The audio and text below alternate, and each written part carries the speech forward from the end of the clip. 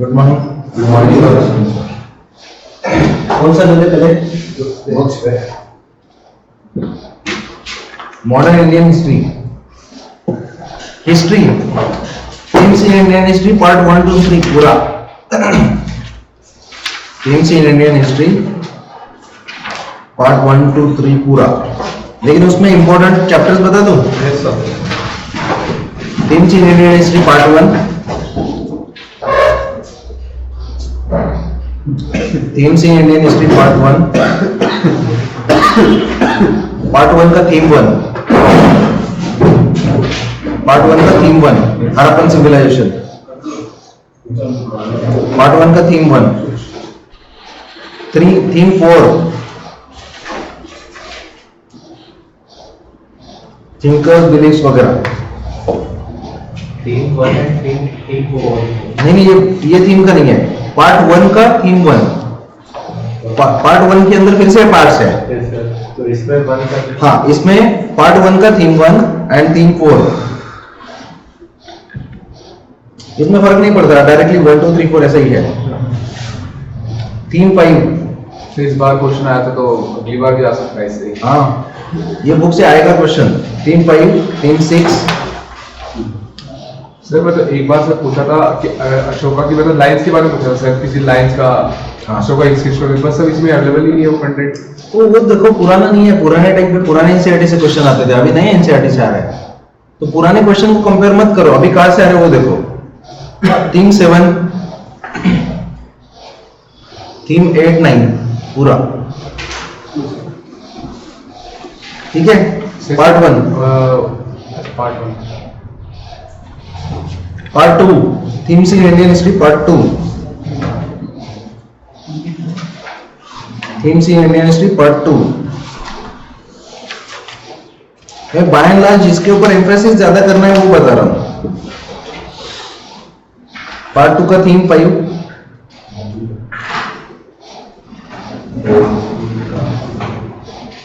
Theme 6।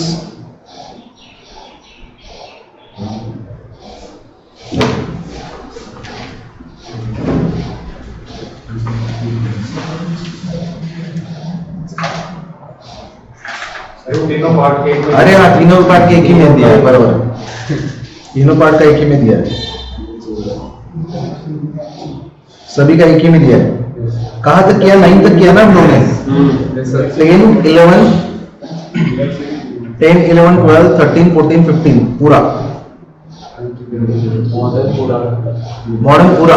Modern के ऊपर जो क्वेश्चन आ रहे हैं ना वो सबसे ज्यादा आ रहे हैं। मॉडर्न के ऊपर क्वेश्चन सबसे ज्यादा आ रहे हैं। पार्ट 2 में से वो मुगल के ऊपर चैप्टर है, उसमें काफी मतलब वर्ड्स दिए हुए हैं कि उसको क्या बोलते थे। करो। ये याद करने पड़ेंगे सारे। हाँ, कोशिश करो, होता है तो ठीक है, नहीं होता है तो मॉडर्न ठीक से करो। मॉडर्न के ऊपर क्वेश्चन आ रहे हैं, 75-80% क्वेश्चंस मॉडर्न के ऊपर है, वो ठीक से करो। ठीक है। मेडिकल बाद में करनी है या पहले मॉडर्न करो, मिडिवल और एंशिएंट बाद में किया तो भी चलेगा। अरे 2 दिन में खत्म हो जाता है एनसीईआरटी। बट वो ये सर याद नहीं होते ना। एक बार पढ़ के कभी याद नहीं होगा। यस सर, वही है। 3-4 बार पढ़ो, 1-2 हफ्ते में याद हो जाना चाहिए सब कुछ। बार बार पढ़ना पड़ेगा हमेशा। Geography GC Leong. Geography GC Leong.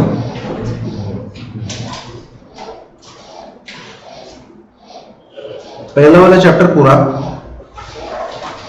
दूसरा वाला पूरा, तीसरा 3 4 5 6 7 8 9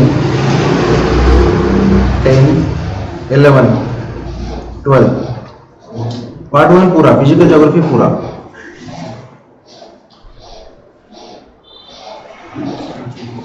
पार्ट 2 13 एंड 14 पूरा। उसके बाद 15 से शुरू हो जाता है क्लाइमेटिक पैटर्न्स। ठीक है, hot weather, equatorial climate, tropical monsoon climate वगैरह वगैरह। उसमें से पढ़ना क्या है, उसमें 3-4 चीजें रहती है। डिस्ट्रीब्यूशन क्या है, क्लाइमेट क्या है, वेजिटेशन, फैक्टर्स अफेक्टिंग डेवलपमेंट। ठीक है, इसमें इंपॉर्टेंट क्या है, पहली चीज डिस्ट्रीब्यूशन। हम लोग को सिर्फ बाय एंड लार्ज पता रहना चाहिए कहां पे डिस्ट्रीब्यूशन, पूरा का पूरा जरूरी नहीं है। Next is vegetation. अगले वाले सभी चैप्टर्स में डिस्ट्रीब्यूशन, वेजिटेशन और उसके बाद डेवलपमेंट, इकोनॉमिकल डेवलपमेंट जो भी है वो रीजन का, दैट इज इंपॉर्टेंट।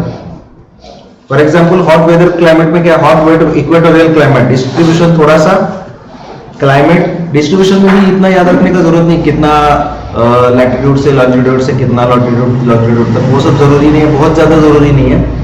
लेकिन बाय एंड लार्ज कैसे रहता है, बारिश हर रोज होता है, टेम्परेचर कैसे रहता है, और वहां पे वेजिटेशन कैसा है, कैनोपी कैसा है, बहुत टॉल रहता है ना उसका, बहुत थिक कैनोपी रहता है, उसके नीचे का सॉइल कैसे रहता है, तो कैनोपी बहुत टॉल है, तो नीचे तक क्या है, सनराइज पहुंचते नहीं है, ठीक है ना, और सन रेज के लिए कंपटीशन है इसलिए टॉल है, सन के लिए कंपटीशन है इसलिए टॉल है, और नीचे तक रेज पहुंचते नहीं है, एंड एवरीडे रेनफॉल होता है, उसके चलते क्या है, लीचिंग होता रहता है कंटिन्यूअसली, तो क्या है, सॉइल जो है वो न्यूट्रिएंट डिफिशिएंट है ना, ट्रॉपिकल क्लाइमेट में सॉइल न्यूट्रिएंट डिफिशिएंट है, तो उसके बारे में वो याद रखना चाहिए, इसका हमारे से रिलेशनशिप हो ह्यूमन लाइफ से, वैसी वाली चीजें याद रखो।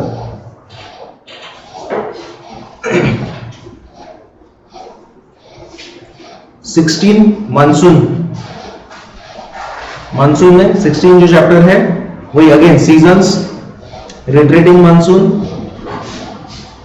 Tropical monsoon, forest and agriculture development. By and large human life से जितना इंपॉर्टेंट है उतना ही करो, हर जगह पे पेड़ वेड़ करने का जरूरत नहीं है, वेजिटेशन में भी बहुत ज्यादा पेड़ वेड़ करने का जरूरत नहीं है, नाम वाम बहुत ज्यादा याद रखने का जरूरत नहीं है, 3-4 ही जगह पे वैसे भी याद रखने हैं, एक अल्पाइन में रखना पड़ता है, एक ट्रॉपिक में रखना पड़ता है, और एक मेडिटेरेनियन वगैरह वगैरह, वो 3-4 जगह पे याद रखोगे तो हो जाएगा। 17 सेवन सुदान, डिस्ट्रीब्यूशन उसका, ग्रासलैंड का, सभी grasslands, natural vegetation, animal life and human life, problems, development. Hot desert में इतना ज्यादा इंपॉर्टेंट नहीं है कुछ, डिस्ट्रीब्यूशंस, कहां पे हॉट डेजर्ट्स, नहीं कहां पे है,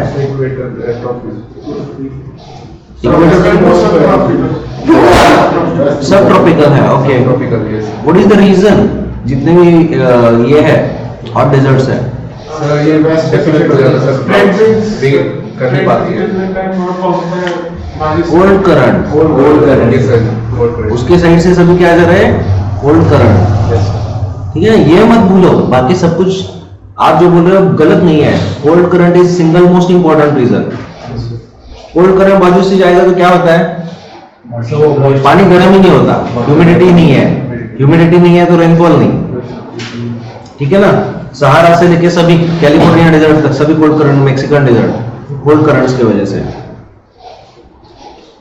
हॉट डेजर्ट में भी अगेन डिस्ट्रीब्यूशन, थोड़ा बहुत climate, desert vegetation, life, Mediterranean climate,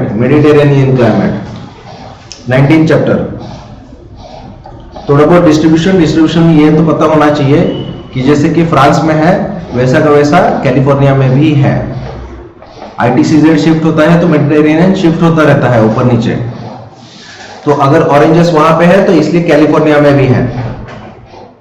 Natural vegetation, economic development of the Mediterranean regions. Mediterranean region is supposed to be the best region to live for human beings.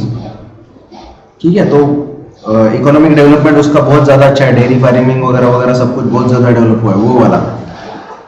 Steppe climate, steppe, ये temperate continental वगैरह याद नहीं रखा तो भी चलेगा, कोएपेन classification जो उसमें आएगा उतना याद रखो, वो भी इंडिया के लिए जितना जरूरी है वो। टेम्परेट कॉन्टिनेंटल, इसमें भी economical development, climate. China type climate ज्यादा जरूरी है नहीं, लेकिन ऊपर ऊपर देख लो। ब्रिटिश टाइप भी बहुत ज्यादा जरूरी नहीं है, उधर भी कभी भी बारिश होता है, उतना याद रहना चाहिए। और इकोनॉमिक डेवलपमेंट क्या है, साइबेरियन, लॉरेशियन इतना ज्यादा आता नहीं है, और आर्टिक और पोलर क्लाइमेट वहां पे कुछ वेजिटेशन होता नहीं, तो थोड़ा थोड़ा देख लो, वहां पे टुंड्रा वुंड्रा वो सब चीजें थोड़ा जरूरी है। लाइफस्टाइल क्या है उधर आर्टिक रीजन में, और डेवलपमेंट क्या है। आर्टिक हम लोग को इसके लिए भी इंपॉर्टेंट है, geopolitically it is very important. Arctic is, what is Arctic? North Pole is, there is no North Pole, North Pole is ice cap, iceberg है वो पूरा का पूरा। आर्टिक सी है, हाँ ना, वो आर्टिक सर्कल कुछ है ही नहीं, सी है, समझ रहे हैं ना, just it is frozen. So someday due to global warming it is going to get molten. उसके बाद सब कुछ चेंज हो जाएंगे. That is the reason even India is trying to form research centres in Arctic. कहाँ पे है? हिमाद्री. कहाँ पे है? नॉर्वे में है ना, नॉर्वे में स्वापार्ड या कुछ तो जगह का नाम है, मैं भूल गया. नॉर्वे में हम लोग का भी रिसर्च सेंटर है. और आर्टिक सर्कल, आर्टिक रिम जो कंट्रीज है वो एक दूसरे के साथ कॉम्पीट कर रहे हैं. धीरे धीरे ऑल वेदर नेविगेबल चैनल्स हो जाएंगे आर्टिक में, जैसे ही मेल्ट होना शुरू हो जाएगा. So actually European and northern countries have advantage over because of global warming. Geopolitically interest के बारे में सोचेंगे तो ग्लोबल वार्मिंग हुआ तो उनको अच्छा है. कनाडा अच्छा है, डेनमार्क का ग्रीनलैंड है, इतना बड़ा टेरिटरी पड़ा हुआ है जिधर अभी कुछ नहीं है, उधर उगना शुरू हो जाएगा. They will get land mass. Canada की पॉपुलेशन 3.5 करोड़. कनाडा है इंडिया से बड़ा, इंडिया से बहुत बड़ा है. अपना पॉपुलेशन है 135 करोड़.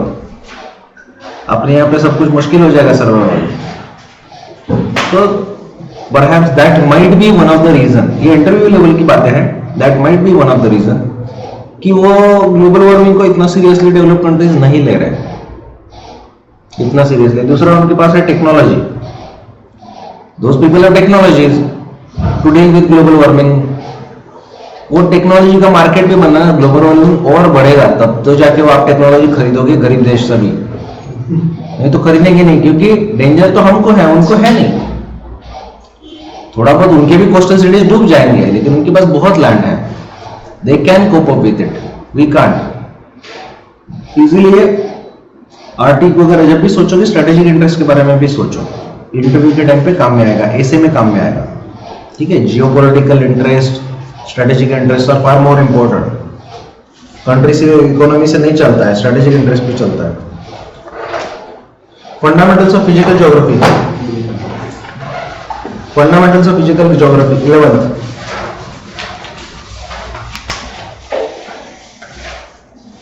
इसमें ज्योग्राफी एज ए डिसिप्लिन बहुत ज्यादा जरूरी नहीं है.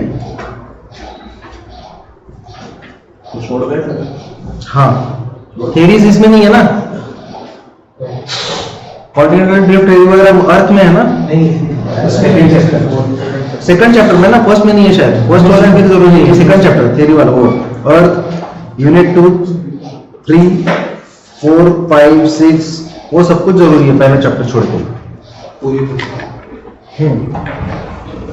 इंडिया फिजिकल पूरा ये फिजिकल ज्योग्राफी में सर लास्ट मिनट बायोडायवर्सिटी वाला चैप्टर है, इसलिए उसमें क्वेश्चन आया था. गलत है तो आप कह रहे थे गलत है, लेकिन फिर वो जो लास्ट का पैरा है उसमें सेम टू सेम वही लाइन उठा के उन्होंने वहां पर डाल रखी है. हाँ. वो ऑप्शन भी तो सर वो एनसीईआरटी का गलत है, तो वहां भी गलत, मतलब एनसीईआरटी में लिख के रखा है उन्होंने सेम टू सेम की आईयूसीएम क्या नाम है उसको, तो भी होता है, और उसमें लिखा है कि सीआई करता है. तो ये क्या रिसोर्स मतलब नेक्स्ट देखो ये क्वेश्चन क्या है. The International Union for Conservation of Nature and Natural Resources has identified certain areas as biodiversity hotspots. इसी के ऊपर डायरेक्टली क्वेश्चन आया है, लेकिन वो नहीं करता, कंजर्वेशन इंटरनेशनल करता है. सीआई भी सर दे रखा है उसमें, मतलब जो चैप्टर है ना उसमें सीआई भी दिख रखा है. चैप्टर, अरे चैप्टर ही खोल के बता रहा हूँ मैं, नहीं सीआई दिया है. तो इधर मतलब लेफ्ट वाले पैरे में है सीआई के बारे में, लास्ट में से बिल्कुल लास्ट. अरे लास्ट का ही बता लो यार. चलो सर नहीं हो कोई.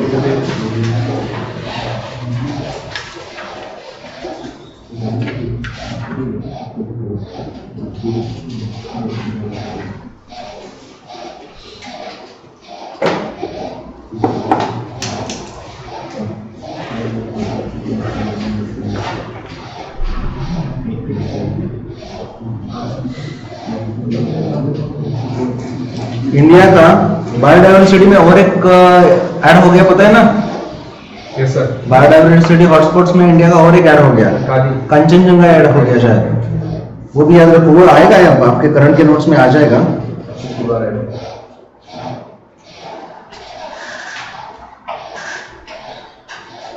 इसमें तो है नहीं, लेकिन हॉटस्पॉट तो करना पड़ेगा, नया नया वाले जो है इंडिया में जो है 2 ही है।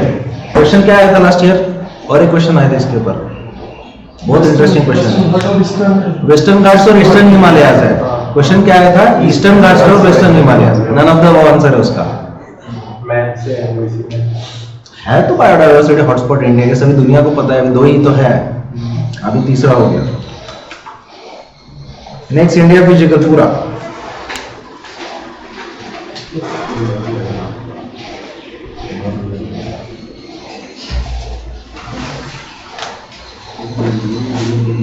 इंडिया फिजिकल पूरा,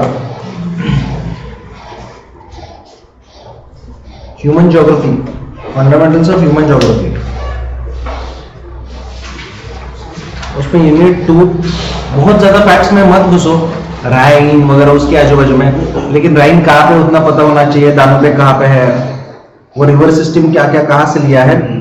लेकिन उसका तीसरा यूनिट बहुत जरूरी है, unit 3, primary activity, secondary, tertiary, quaternary, quinary वगैरह वगैरह। Unit 3 and unit 4 human settlements ज्यादा इंपॉर्टेंट है। यूनिट 2 में population distribution, density, growth, composition, development भी इंपॉर्टेंट है 2 में भी, क्योंकि उसमें चार्ट दिए हुए हैं, ग्राफ्स, उसमें आपको डायग्राम देख के पता चलना पड़ेगा कि वो पिरामिड है ना, पॉपुलेशन पिरामिड, तो पिरामिड देख के पता चलना चाहिए कि किसका पॉपुलेशन ग्रोइंग है, किसका ओल्ड पॉपुलेशन है, किसका यंग पॉपुलेशन है, वो पता है ना आपको कैसे रहता है। देखा है क्या पिरामिड कैसा है, ये पिरामिड कैसा है, ये ऐसा शेप का है या ऐसे शेप का है या फिर ऐसे शेप का है, उसके ऊपर डिपेंड करता है सब कुछ। यंग पॉपुलेशन का है, ये वाले यंग पॉपुलेशन है, ये कम उम्र वाले हैं, ये ज्यादा उम्र वाले हैं, ये यंग पॉपुलेशन है, धीरे धीरे ऊपर आता जाता है, वो उसमें से करो। ठीक है, next India people and economy, India people and economy, उसमें 3 ही चैप्टर है। किसमें? पार्ट 1 कौन सा पढ़ो? ये ह्यूमन ज्योग्राफी नहीं, ये सभी इंपॉर्टेंट है, लेकिन वो सब इकोनॉमिकल वाला वो नहीं है। वहां पे क्या है, राइनलैंड, हर एक रिवर, यूरोप की रिवर और उसके आजू बाजू में क्या क्या डेवलप हुआ है, इजिप्ट की रिवर उसके आजू बाजू में क्या डेवलप हुआ है, मिसिसिपी और उसका सब कुछ देख के रखा है, इंडस्ट्रीज डेवलपमेंट, वो इतना ज्यादा इंपॉर्टेंट है। ये वाली के बाद 11th क्लास की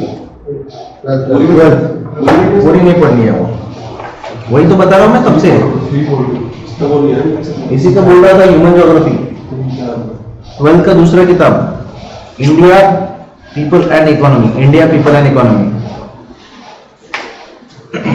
पॉपुलेशन, माइग्रेशन, इसमें पूरा पढ़ना है,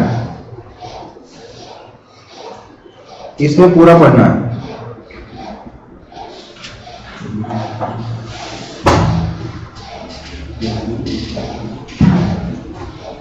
पॉलिटी, इंडियन पॉलिटिकल थ्योरी, तो सेंसस का पार्ट सेंसस का मतलब सेंसस करना है ना उसी में से।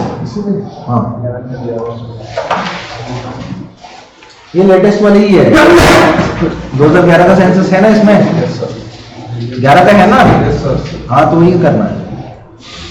पॉलिटिकल थियरी, ये पेपर 2 वाला बुक है, पॉलिटिकल थियरी, इसमें से पेपर 2 के लिए तो पूरा पढ़ना है, तो अभी वो सोचो मत ये पढ़ना है कि नहीं पढ़ना है। इसमें से क्या इंपॉर्टेंट है, फॉर एग्जांपल इसमें से पॉलिटिकल थियरी इंट्रोडक्शन हम लोग के लिए ज्यादा इंपॉर्टेंट है, पॉलिटिकल थियरी प्रैक्टिस में भी ज्यादा इंपॉर्टेंट नहीं है। इसका नेक्स्ट चैप्टर फ्रीडम,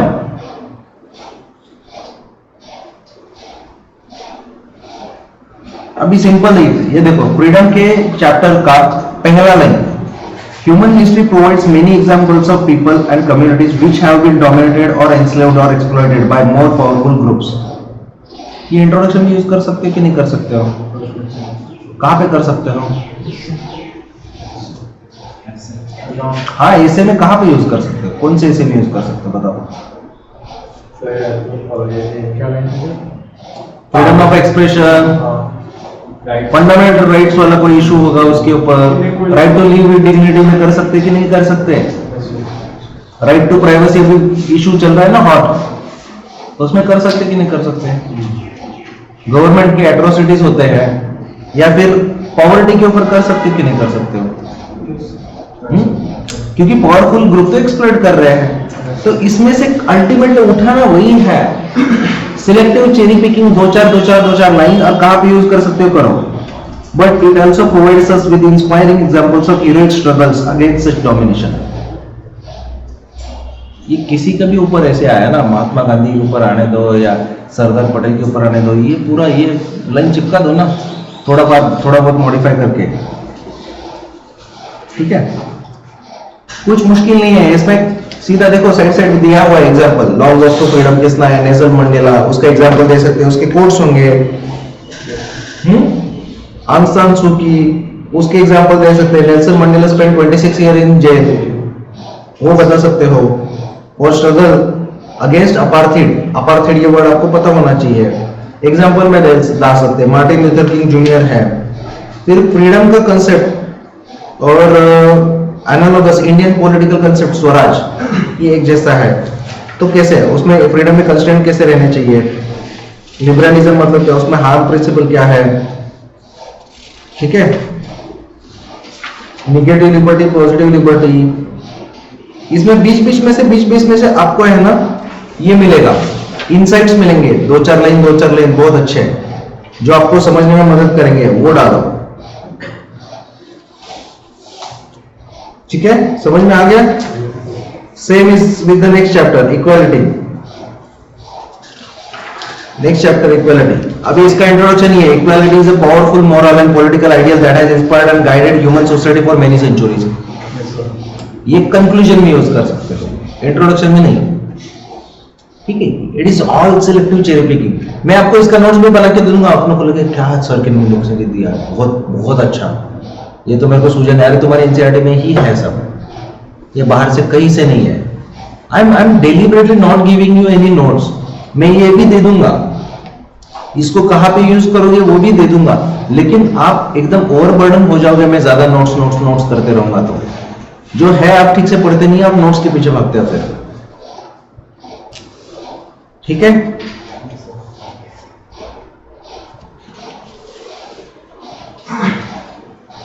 इसमें से बहुत सारा मिलेगा। In a modern period the equality of all human beings has been used as a rallying slogan in the struggles against states and social institutions which uphold inequality of rank, wealth, status or privilege among the people।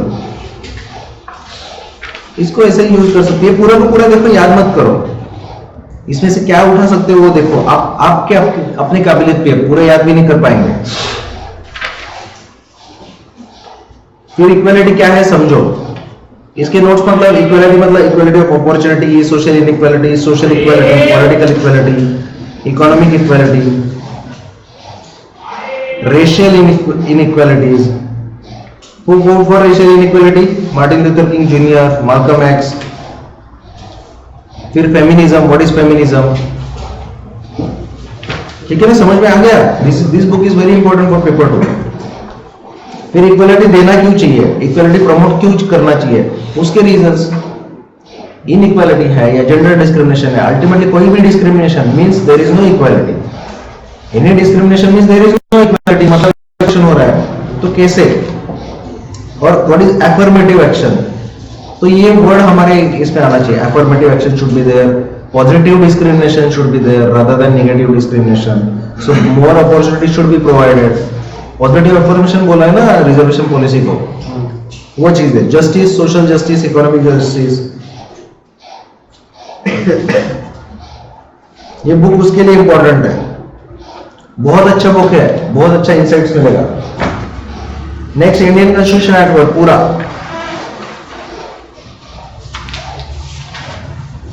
Indian constitution act work पूरा,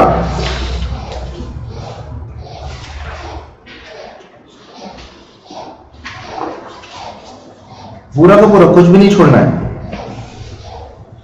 इसमें भी आपको introduction conclusion मिलना शुरू हो जाएगा। Rights में क्या क्या है, प्रियम्बल क्या है,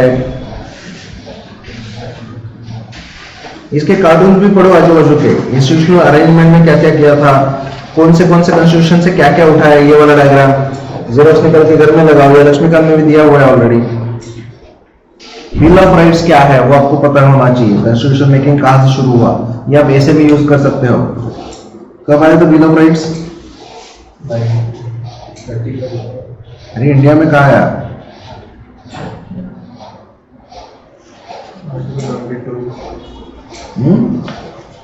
मैग्ना कार्टा कब आया? 12, 15 और 17? 50 में आया। ठीक है, 1215 ना, हाँ वही तो बोल रहा हूँ। मैग्ना कार्टा क्या है? Constitution of Britain. कॉन्स्टिट्यूशन नहीं, राइट्स ऑफ मैन। क्या सिटीजन के राइट्स क्या है उसके बारे में first time. Fundamental rights, citizens rights, उसके बारे में सबसे पहले तो फंडामेंटल राइट्स उधर से शुरू हो जाएगा, ह्यूमन राइट्स तो उधर से ही शुरू हो जाएगा। ठीक है, ये बुक पूरा इंपॉर्टेंट है, इसमें से इंपॉर्टेंट अमेंडमेंट्स वगैरह भी है। And you will be surprise exam में कितने क्वेश्चन उससे आया है। मतलब लक्ष्मीकांत में तो दिया हुआ है, but still you will be surprise उसके अंदर से कितना क्वेश्चन आया। लक्ष्मीकांत के चैप्टर्स इंपॉर्टेंट चैप्टर्स मतलब बाकी नहीं पढ़ना ऐसा नहीं है। पहला हिस्टोरिकल बैकग्राउंड,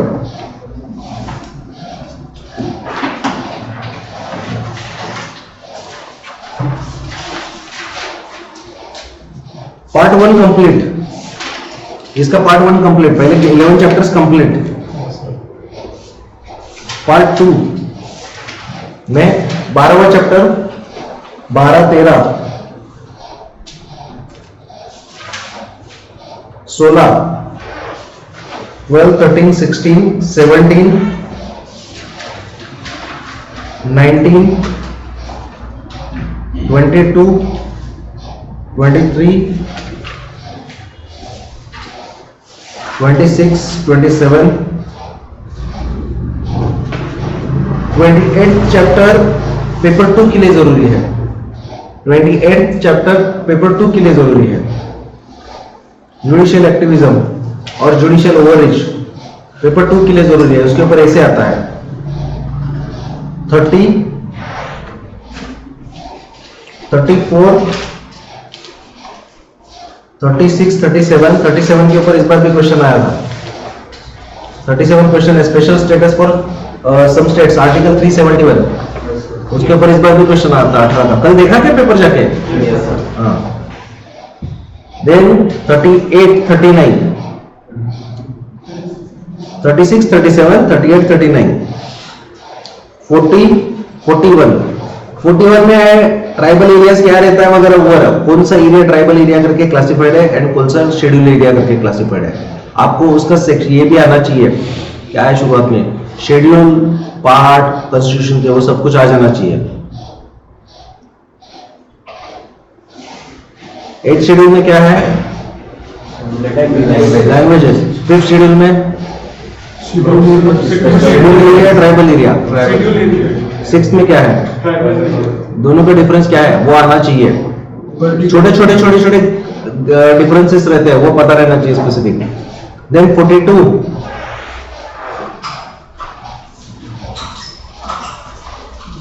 43,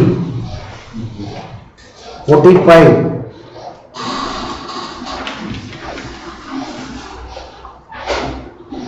49,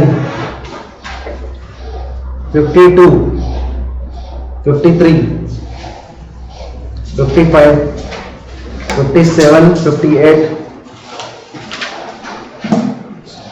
59 जरूरी है क्योंकि लोकपाल अभी ये हो गया है, नया अपॉइंटमेंट हुआ है।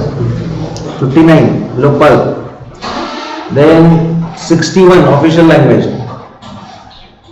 Tribunals, administrative tribunal. 63 rights and liabilities of the government. 64 chapter is important for paper 2, पूरा पढ़ो, उसमें याद ज्यादा रखने का जरूरत नहीं है। 64 chapter is important for paper 2। 65th paper 1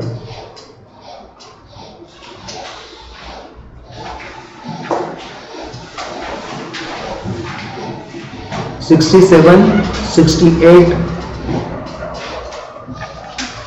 69 voting behaviour है पेपर 2 के लिए 69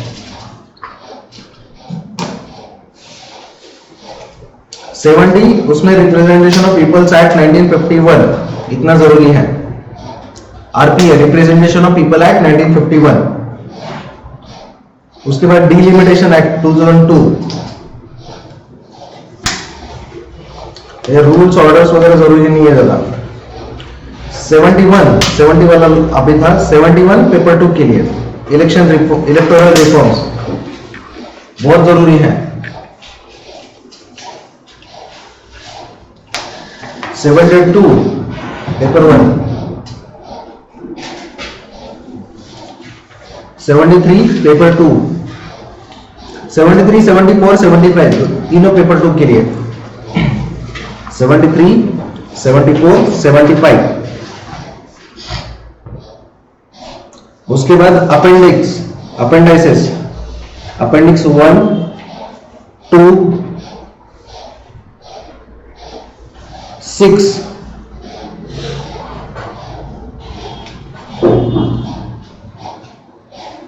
8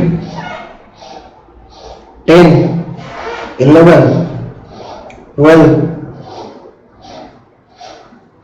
13 14 15 and 16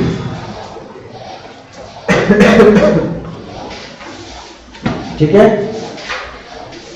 अगर सॉल्व किया हुआ है तो इसका पेपर तो ये लास्ट वाले पढ़े तो भी चलेगा जनरल स्टडीज की क्वेश्चन अगर सॉल्व करके दिया तो शायद सॉल्व करके नहीं दिया मेंस के क्वेश्चन दिए ना सिर्फ सॉल्व करके नहीं इसका लेटेस्ट एडिशन लेना है लेटेस्ट एडिशन आया नहीं यही तो है लास्ट पेपर पुराना है नया लेना है फिफ्थ एडिशन लेना प्रेफरेबली नहीं तो नहीं है तो कुछ चलेगा अपडेट कर दो तुम्हारे पुराने वाले बुक को अपडेट कर दो इकोनॉमी ज्यादा क्वेश्चन नहीं आते तो बहुत ज्यादा अननेसेसरी फोकस भी नहीं करना है ज्यादा क्वेश्चन नहीं आते तो बहुत ज्यादा फोकस भी नहीं करना है Indian economic development important book है क्योंकि ये पेपर 2 में भी लगेगा इंडियन इकोनॉमिक डेवलपमेंट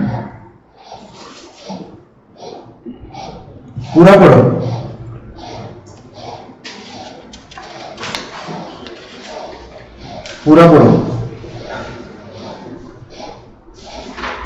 बहुत इंपॉर्टेंट है इसमें लिबरलाइजेशन प्राइवेटाइजेशन ग्लोबलाइजेशन वगैरह बहुत ज्यादा जरूरी चीजें हैं जब तक पढ़ोगे नहीं इकोनॉमी इंडियन इकोनॉमी कैसे चेंज हुआ है उसका बिल्कुल अंदाजा नहीं आएगा और इकोनॉमिक वाले कोई भी क्वेश्चन को आंसर नहीं कर पाओगे पेपर 2 में ऐसे को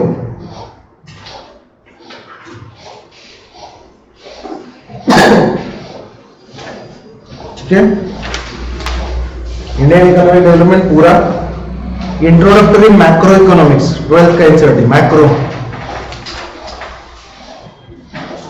अभी 2 साल से मतलब लास्ट ईयर और इस बार सीडीएस में ये बुक से बहुत क्वेश्चन आए बहुत मतलब 3-4 क्वेश्चन आए directly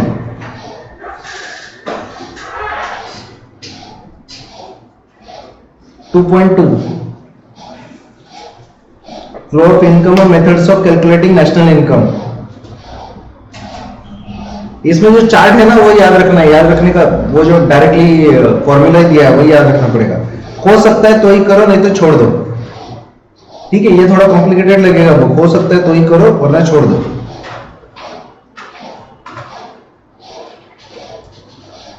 3.3 narrow money broad money इस बार भी पूछा था 3.3 पूरा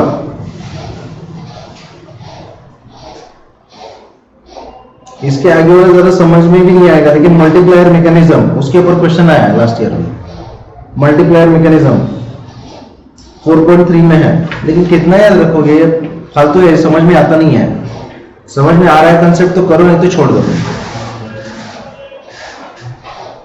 गवर्नमेंट बजट एंड इकोनॉमी पूरा करो 5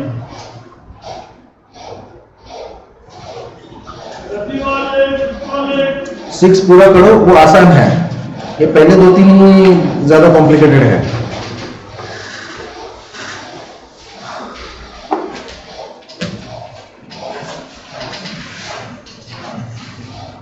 मैं कोशिश करता हूँ इसका आपको वीडियो बना के देता हूँ, ठीक है? ये पूरे बुक के ऊपर जो इम्पोर्टेंट रिलेवेंट चीजें हैं उसका पुणे में मेरे फैकल्टी को बता के उसका एक वीडियो बनाता हूँ। एक या 2 वीडियो में सब कुछ पूरा क्लियर कर देता हूँ, कंसेप्ट ही क्लियर करवा देता हूँ। याद दिलाना मुझे, अवेलेबल करके दे दूंगा, तो आपको इधर उधर ज्यादा टाइम पास नहीं करना पड़ेगा, क्योंकि ऐसा पढ़ के समझता है नहीं। रमेश सिंह, ये बहुत ही सिलेक्टिवली पढ़ना है। Introduction chapter 1, chapter 2, chapter 3। अभी प्लानिंग का, इकोनॉमिक प्लानिंग का रिलेवेंस बहुत कम हो गया है। चैप्टर 5 थोड़ा Gandhi plan, FICCI plan, Sarvodaya plan पढ़ के जाओ, पहले क्वेश्चन आते थे। चैप्टर 5 में सिर्फ प्लान्स, लेवल्स ऑफ प्लानिंग वगैरह कुछ जरूरी नहीं, जितना बोल रहा उतना ही। Visvesvaraya plan, FICCI proposal, Congress plan, Bombay plan, Gandhian plan and Sarvodaya plan, बस।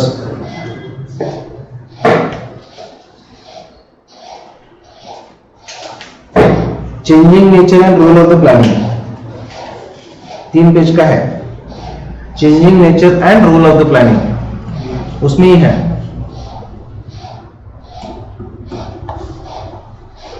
प्लानिंग में ही है। अभी कौन सा प्लान चल रहा है? कौन सा? 5 year plan। हाँ 12 2007 वाला चल रहा है। ये कौन सा 12वां 13वां? खत्म हो गया यार 12वां। अरे खत्म हो गया। तो अभी कौन सा चल रहा है? अभी नीति आयोग नीति आयोग क्या है? नीति आयोग का तो प्लानिंग से रिलेशनशिप ही नहीं है। नीति Aayog is a think tank. NITI Aayog is a think tank. You need to understand this concepts. अभी कोई प्लान नहीं चल रहा है, लॉन्ग टर्म प्लान चल रहा है। विजन है वो प्लान नहीं है। That is vision. Vision document है, दैट इज नॉट प्लान। अभी कोई प्लान नहीं चल रहा है, क्योंकि प्लान कौन बनाता था? 5 ईयर प्लान, प्लानिंग कमीशन खत्म हो गया, तो देयर इज नो प्लान। मतलब there is no plan doesn't mean that there is no planning. ठीक है, समझ में आ रहा है मैं क्या बोल रहा हूं? प्लानिंग है, 5 इयर्स प्लान खत्म हो गया। ठीक है, तो 13वां 14वां 5 ईयर प्लान चल रहा है, ऐसा करके लिख के नहीं आना।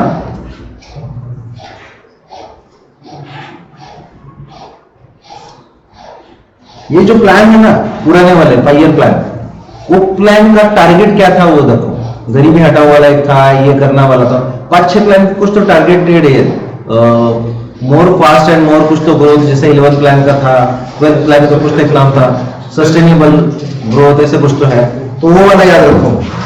ये पुराने क्वेश्चन है, मुझे लगता नहीं है अभी आएंगे, लेकिन फिर भी देख के रखो यार, इनका यूपीएससी से कुछ भरोसा नहीं है। ठीक है, नीति आयोग करके रखो। नीति आयोग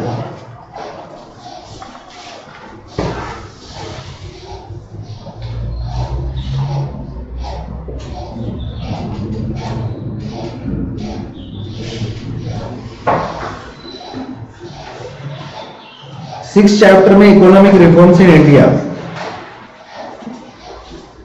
जनरेशन भी जरूरी नहीं है, ऊपर ऊपर देख लो। इकोनॉमिक रिफॉर्म्स इन इंडिया,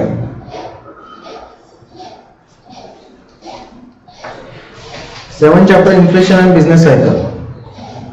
इसमें इन्फ्लेशन के टाइप चाहिए, low, galloping, hyper inflation, bottleneck और एंड बिजनेस साइकिल। 7 चैप्टर इतना याद रखो, उसमें सब मिल जाएगा। उसमें वो सिर्फ कंसेप्ट चाहिए, bottleneck inflation, core inflation, inflationary gap, inflation tax, Phillips curve. इतना ही क्वेश्चन आएगा कि कौन सा चीज यूज होता है इन्फ्लेशन के लिए, तो फिलिप्स कर्व, ये इतना ही वर्ड आना चाहिए, उससे ज्यादा जरूरी नहीं है। फिलिप्स कर्व क्या रहता है कोई नहीं पूछने वाला, सीपीएफ में पूछा तो किसी को भी नहीं आएगा, छोड़ दो। बेस इफेक्ट इसमें, एंड इंडिया में inflation in India, WPI new series of WPI कब आया, CPI और CPI का रिवीजन कब आया, बेस ईयर कौन सा है, और CPI WPI में डिफरेंस क्या है, हेल्दी इन्फ्लेशन कहां तक रहता है, बस उसके आगे PPI वगैरह कुछ जरूरी नहीं है, 7 पे कमीशन इंपैक्ट वगैरह कुछ जरूरी नहीं है। इसका जो सेक्शन बी है इसमें डिप्रेशन, रिकवरी, बूम, रिसेशन, ये कंसेप्ट पता होना चाहिए। Depression, recovery, boom, recession, double dip recession, concepts 7 chapter के section B. 8 chapter agriculture and food management, इसमें खरीफ एंड रबी क्या क्या रहता है, land reforms, green revolution, MSP, concepts, MSP,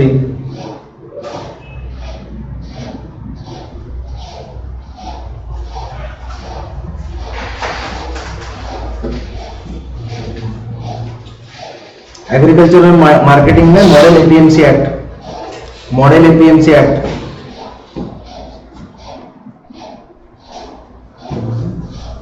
model APMC agriculture process marketing committee act,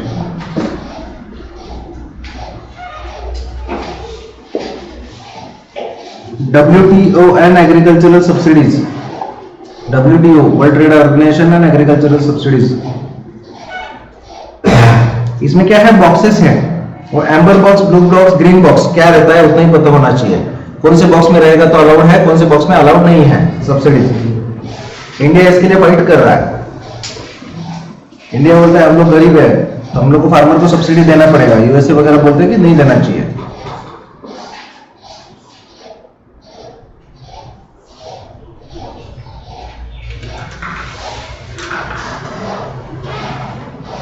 इसमें doubling the farm income, सबसे last वाला chapter, doubling the farm income, farm income.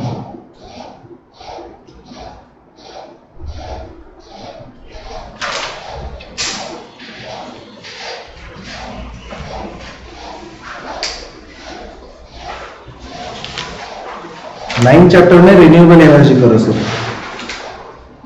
9 chapter renewable energy,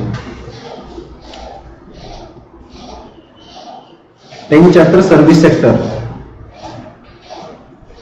उसमें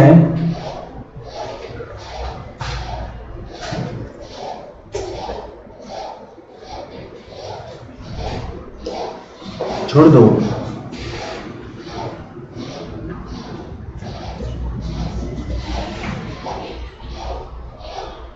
11 chapter Indian financial market, इसमें money market क्या concept है, organise money market, Indian capital market में financial institutions, banking, insurance industry, वो वाला concept.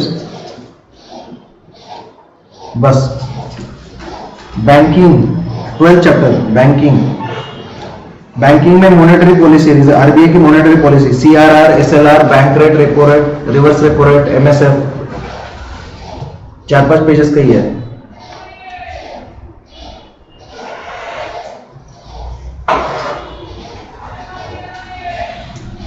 इसमें बैंकिंग सेक्टर रिफॉर्म्स, इसके ऊपर पहले भी ऐसे आ चुका है, पता है कि आपको 2015 या 16 में बैंकिंग रिफॉर्म्स के ऊपर ऐसे आ चुका है, लेकिन अभी भी आ सकता है, बहुत बैंकों का हालत खराब है।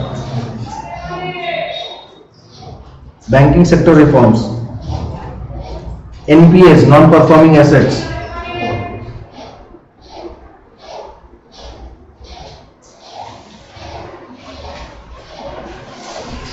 सरफेसी एक्ट, वो किसके लिए है उतना ही जरूरी है, सरफेसी एक्ट बिल्कुल डिफॉल्टर के लिए है, वैसा वाला ही जरूरी है सिर्फ। CAR capital adequacy ratio and Basel accords, Basel norms, इसमें पूछते हैं बेसल नॉर्म्स किससे रिलेटेड है, इतना ही लेवल का। इसके आगे का बेसल 3 कंप्लायंस वगैरह कुछ जरूरी नहीं है।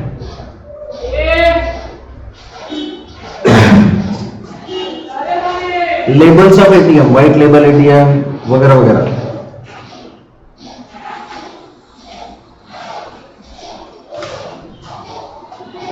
मुद्रा बैंक किसके लिए है?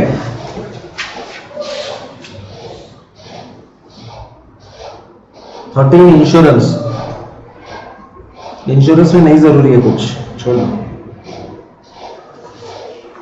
14 सिक्योरिटी मार्केट इन इंडिया। इसमें स्टॉक एक्सचेंज कौन सा इंपॉर्टेंट वो देखो। SEBI, role of SEBI, security exchange board of India.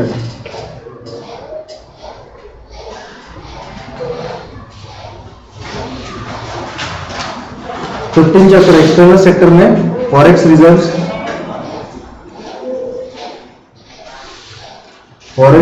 Forex reserve, exchange rate in India, trade balance, trade policy, depreciation, devaluation. 15 chapter. 15 का मैं पॉइंट बता देता हूं। 15.6 पूरा, 15.7, 15.8, 15.9 near real,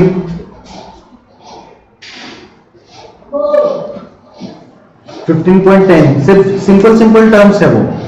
hard currency, soft currency, hot currency, cheap currency, dear currency. 15.11 गार,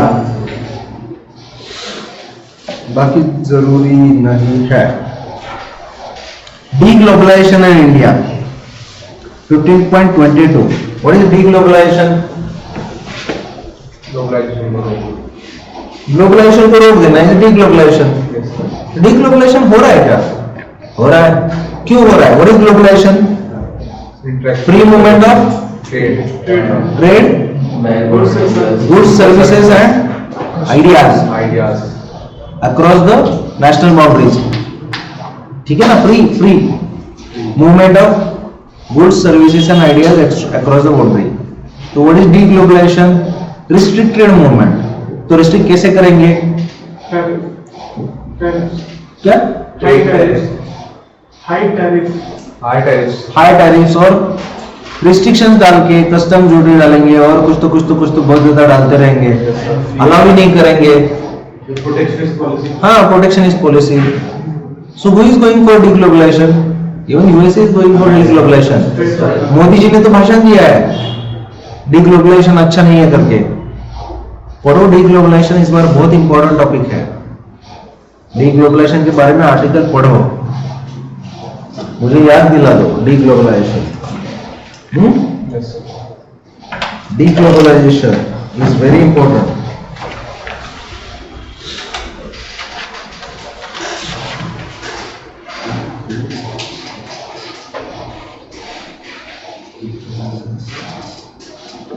क्या हुआ? उसके बाद इंटरनेशनल इकोनॉमिक ऑर्गेनाइजेशंस में world bank, Bretton Woods development क्या है?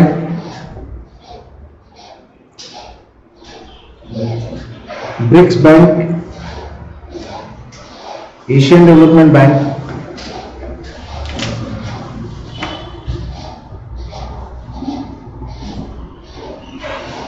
IMF,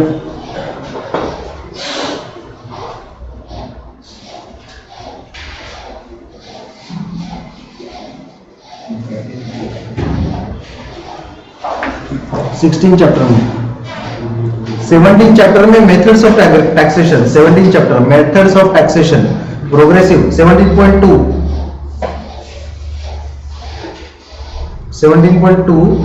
और 17.3 वो इंपॉर्टेंट है।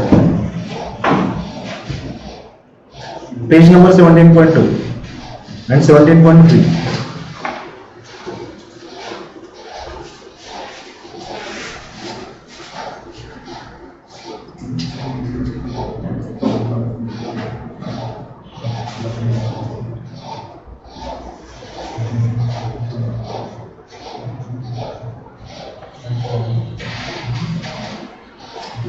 चैप्टर अगर पॉसिबल है तो पूरा पढ़ो। 18 public finance in India possible है तो पूरा पढ़ो, नहीं पॉसिबल है तो कट मोशन वगैरह वगैरह वो तो देखो। Budgeting, cut motion, types of budgets, zero based budgeting, charge expenditure, 19th sustainability and climate change India and the world, important chapter paper 2 में काम में आएगा। 20 ह्यूमन डेवलपमेंट इन इंडिया, वो भी पूरा पूरा पेपर 2 में काम में आएगा, पेपर 1 में ज्यादा नहीं आएगा, पेपर 2 में आएगा।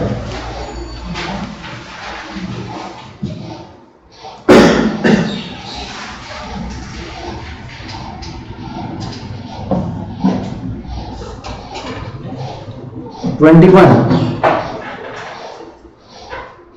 वन में second demographic dividend,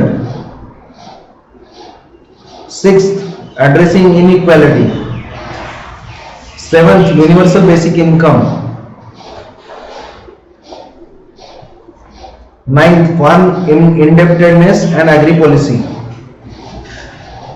10th deglobalization the after effects, important chapter है, टॉपिक्स है इसमें। 21 है बर्निंग सोशल इकोनॉमिकल इश्यूज, ये इश्यूज के ऊपर आपको डायरेक्टली ऐसे आते हैं, बस इसके आगे और कुछ नहीं है, ये बाकी का आगे करने का जरूरत नहीं है, पीपीटी वगैरह वगैरह।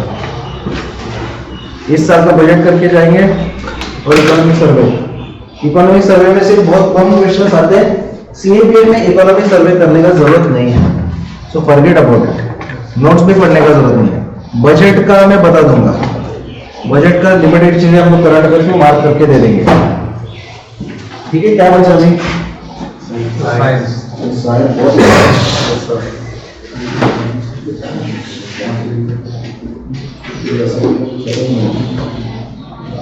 साइंस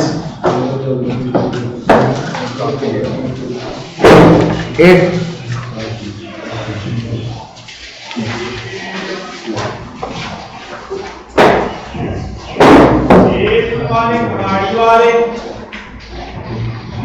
एट 9 10 पूरा पढ़ो, 8 9 10 पूरा पढ़ो।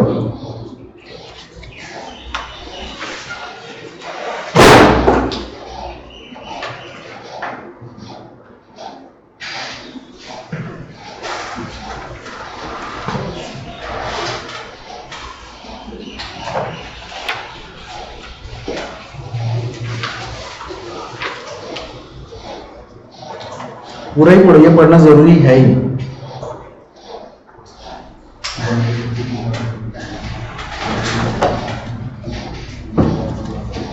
क्योंकि जब तक नहीं पढ़ोगे तो आगे का समझ में ही नहीं आएगा।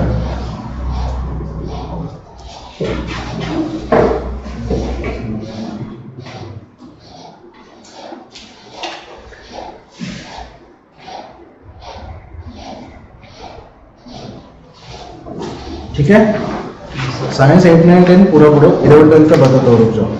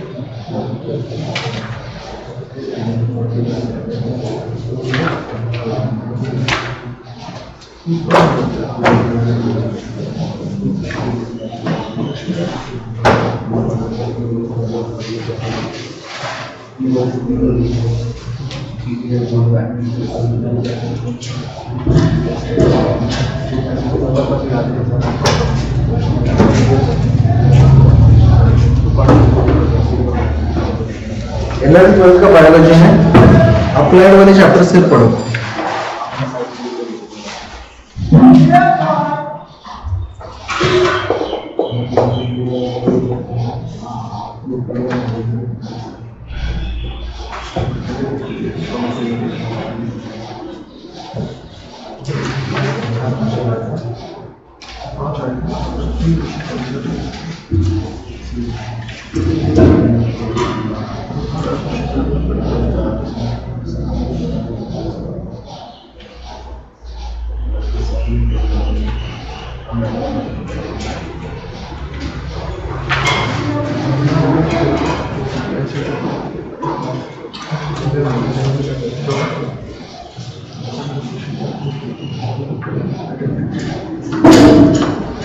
इसमें साइकिल वाइकिल भूल जाओ, सिर्फ वो क्रेप साइकिल किसके लिए है, क्या किसके लिए, इतना याद रखो। इसके मैं लेक्चर से आपको दे दूंगा, साइंस के लेक्चर में रिकॉर्ड करके दे दूंगा। मेरे क्लास के चलते हैं, मैं ही पढ़ाता हूँ बहुत सारा साइंस, तो उसके लेक्चर ही आपको रिकॉर्ड करके दे दूंगा। ये ऐसे पढ़ते बैठोगे तो बहुत मुश्किल हो जाएगा, एक तो ये बहुत लेंदी है।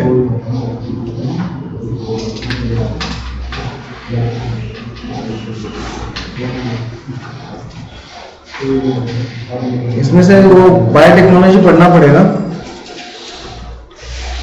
इकोलॉजी पढ़ना पड़ेगा, biotechnology, ecology.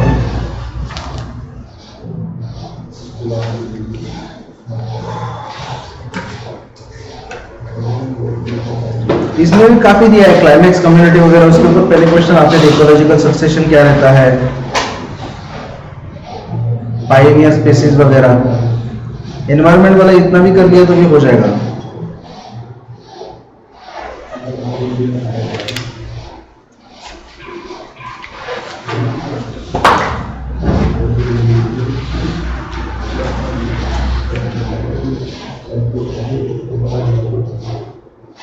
Primary consumer, secondary consumers वगैरह वगैरह।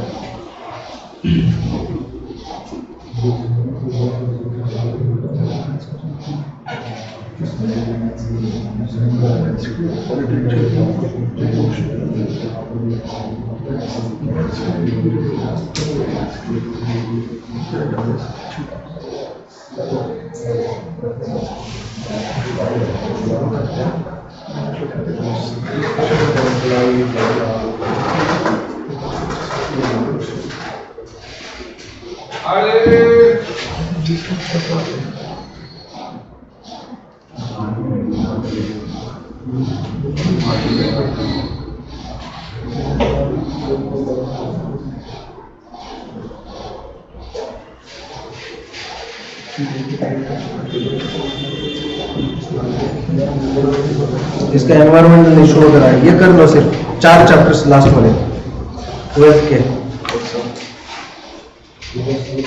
यूनिट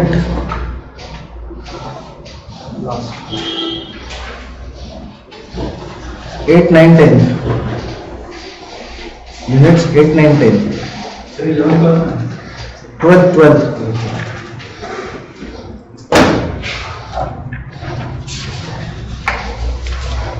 8, 9, 10।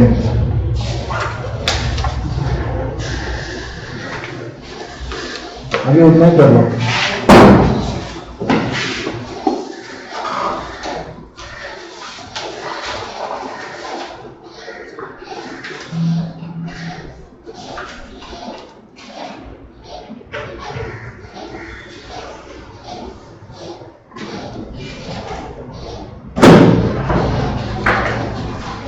फिजिक्स वगैरह नहीं पढ़ा पड़ता तो मुझे चलेगा बहुत ज़्यादा, उसका मैं जितना देता हूँ, उसका वीडियो लेक्चर अवेलेबल करके देता हूँ, उतना करो, क्योंकि खत्म ही नहीं होगा और प्रॉब्लम आ जाएगा। ये बहुत ज़्यादा है, जरूरत नहीं है इतना पढ़ना।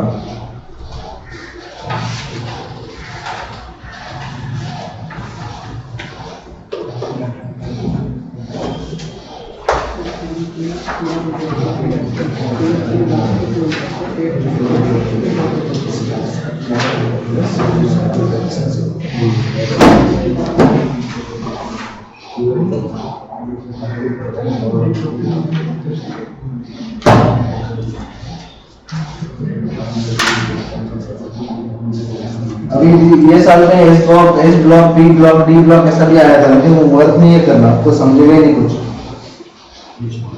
इसका भी 14 चैप्टर करो, 14वां केमिस्ट्री 11, 14वां chapter part 2, unit 14, environmental chemistry. इसमें पोल्यूशन वगैरह है, 14 पोल्यूशन वगैरह है।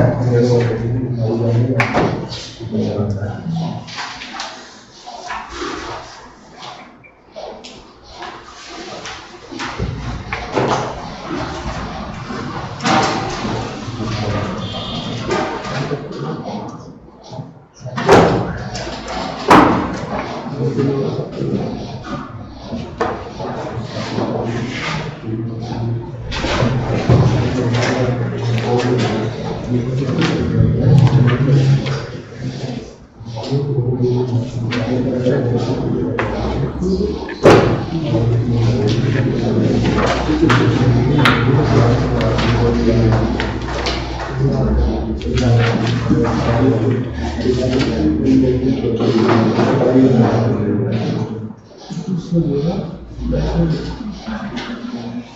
12th का केमिस्ट्री का बुक है ना, इसमें इसका यूजेस ज्यादा जरूरी है sir.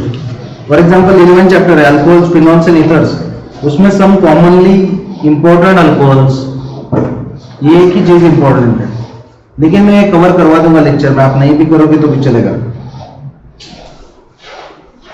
Uses of carboxylic acid next chapter में है।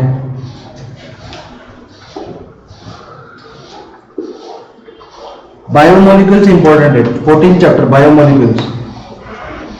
15 चैप्टर पॉलीमर्स, पॉलीमर्स के ऊपर लास्ट ईयर क्वेश्चन आया था।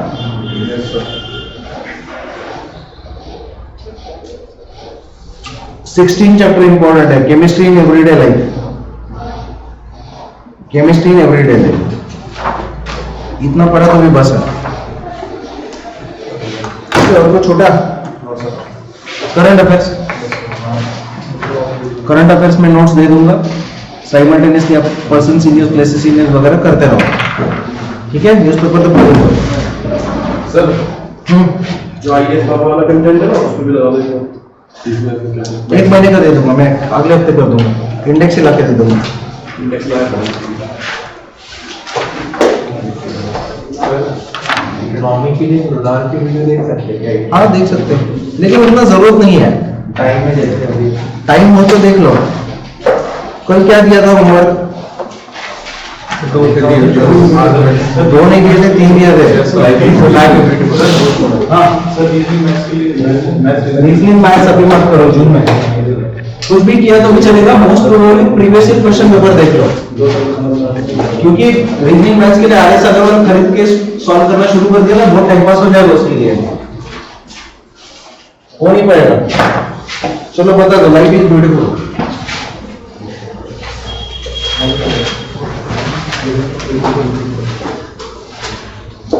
आर्ग्यूमेंट और मदर नेचर। और कैसे लिखेंगे? Life is beautiful because, life is beautiful because, ये पॉइंट नहीं लिखना है, बताओ। Mother nature. मदर नेचर क्या? एक वर्ड में नहीं बताना, पूरा सेंटेंस We बताओ। get such a beautiful planet to live. Normal types of species exist here and live harmoniously together. Good.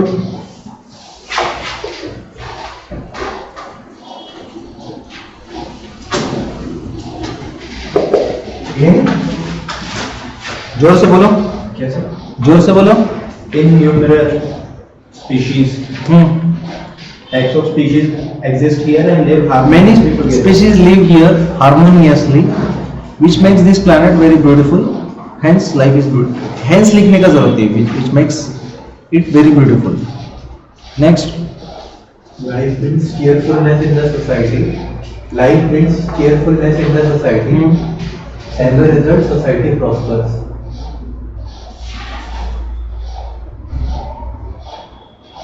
फिर से बोलो। Life brings cheerfulness in the society. Life brings, cheerfulness. हाँ As a result, society prospers. ठीक है। Love and care. Love and care बताओ कैसे लिखोगे? So we are blessed with a family where there is caring, sharing, हाँ। interaction. We are blessed with the family where there is caring and sharing. और Life is a strength and adventurous, challenging. Life is adventurous and challenging. God has gifted our environment with We are gifted with beautiful environment. We are gifted with beautiful nature. So various species exist in life, right? हाँ बताया. We can learn something new every day. We can learn something new every day. We can experience something new every day. we can combine. It is a long learning process. Life is a long. Potassium can be used in this. Potassium can be used in this form. कैसे?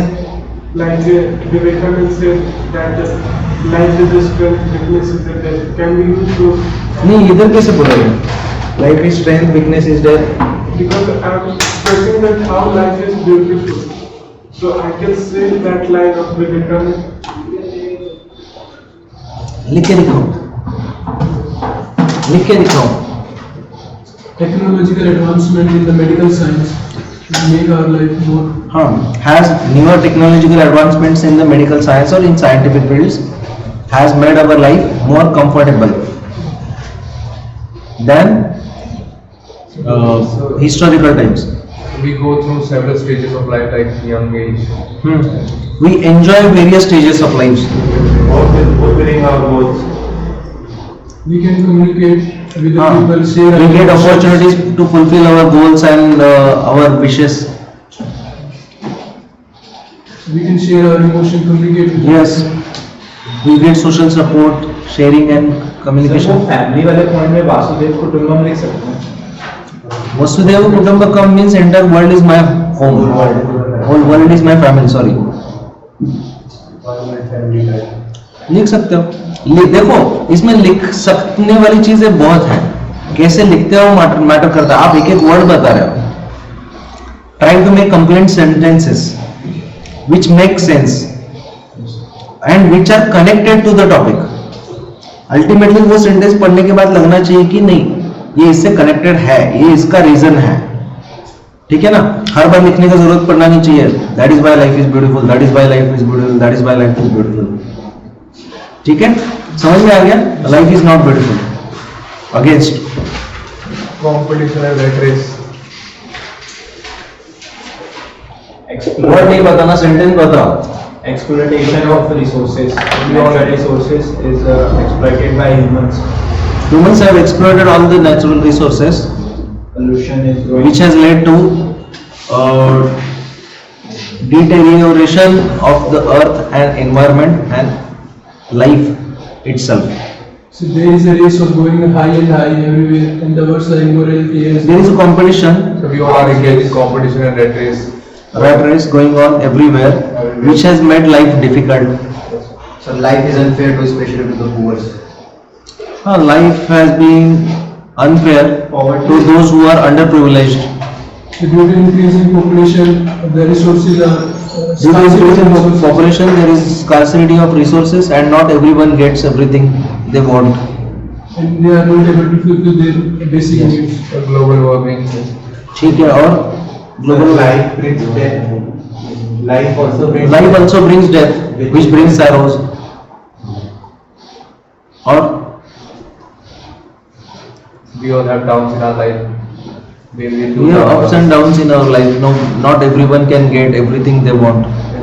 most of the time we are dependent on others for our Many times we are dependent on others for our own happiness and other things. So due to the influence of the social evil like gender discrimination, Due to influence of social evils such as discrimination, और क्या क्या है? dowry, practice, Discrimination.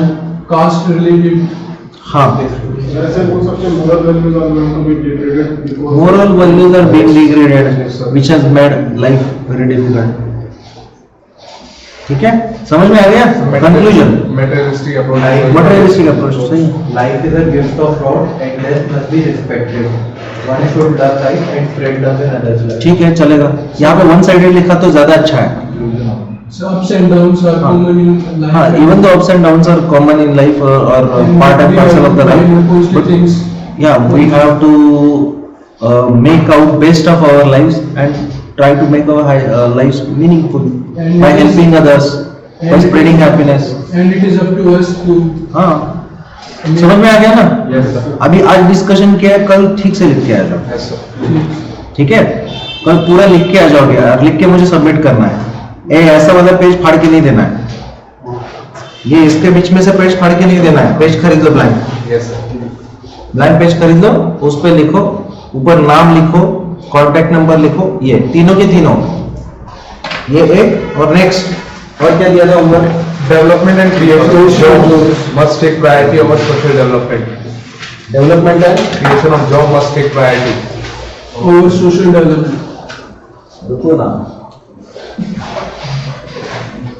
Development and creation of Jobs. must take Priority.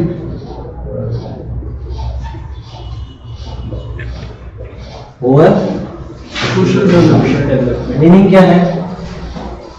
Socially mature, मतलब moral बोला सब moral ethics. अभी इसमें keyword बताओ पहले. Don't ever jump to the conclusion. Don't ever jump to the answers. Development. Jobs. Creation of job. Development and creation of job. Job is important. Job means क्या? Employment generation. Employment generation must take priority over Social. what is social development? So we are not developing socially. How we deal with society. How we deal with society. And Moral ethics are not there. Mature society होना है. हाँ और Individual well-being. well-being और So moral ethics. Mannerism. ठीक है. Elimination of social evils. Elimination of social evil. ठीक है. The scientific temper. ठीक है. So bring equality. हाँ.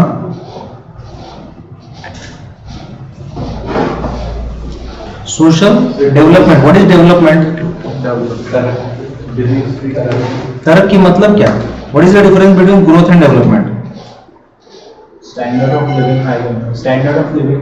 Growth मतलब सर positive भी हो सकता है, negative भी हो सकता है. Right. Growth can be positive or negative. Development is always positive. Development has qualitative approach. Qualitative as well as quantitative. Growth is only quantitative. Yes sir. So development is a positive terminology. So development in social life, social spheres. ठीक है. Social spheres में क्या क्या आएगा? Sir, gender equality. Okay, equality, equal treatment, justice और empowerment, Personality. Discrimination. So poverty. non-discrimination Poverty. or removing the discrimination, Poverty elimination. elimination of the poverty. National character. Say disease free society. हाँ, development of national character, Crime rate. Crime rate. reduction in crime rate. Do you understand these concepts? अभी समझ में आ रहा है क्या क्या बोल रहा है? कि इसके ऊपर प्रायोरिटी देनी है या इसके ऊपर जॉब के ऊपर प्रायोरिटी देनी है? अभी हम लोग को क्या जस्टिफाई करना है? Development and creation of jobs must take priority over social development. Form में क्या आएगा? Job creation is more important. Means लिखो कि कैसे development and creation of jobs must take priority because It will resolve the problem of unemployment. Form वाला requirement. इसलिए It will boost economy. Development in the field of agriculture, industry and services sector leads to a sustainable growth of our country. नहीं ना, पूछा क्या है? Job creation के बारे में बात करो. Unemployment. You are talking right. उसको कनेक्ट नहीं किया है. Always connect that with the topic. So if jobs are created, na, then ultimately it will lead to a development. If jobs are created in our society or in our nation, and people leads up to the development. So they are connected. Development मतलब कौन सा? If jobs are created, purchasing power will increase. Purchasing power increase ना, तो shall lead to economic development. Economic development. If jobs are being created, more and more job creation is given priority. तो बता दो ना, unemployment कम हो जाएगा. Unemployment कम हो जाएगा. Crime rate reduce हो जाएगा. नहीं ना, दोनों जगह पे सेम आर्गुमेंट क्यों कर रहे हो? So, I write sir, reduce crime rate if proper employment is present. The empty mind of devil is busy in earning Good. bread and butter for themselves as well as their families. हाँ, लेकिन इसको और अच्छे से कैसे लिखो? लिखा बहुत अच्छा है, लेकिन ये इलेबोरेशन है. ऊपर क्या टाइटल है? Reduce crime rate. हाँ, इट विल, और डायरेक्टली लिखो reduction in crime rate.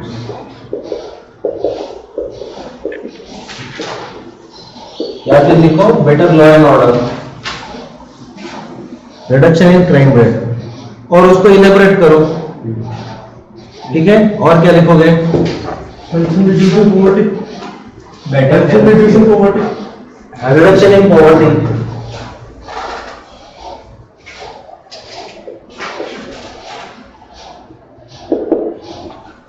So we can also connect health facilities. Women development. Health facilities देने की बात नहीं कर रहे हैं, But they but they can have better facilities नहीं, फिर से फैसिलिटीज देखो, हाँ, they can afford better health care services, affordability बढ़ेगा, या फिर सीधा बोल सकते हो better quality of life.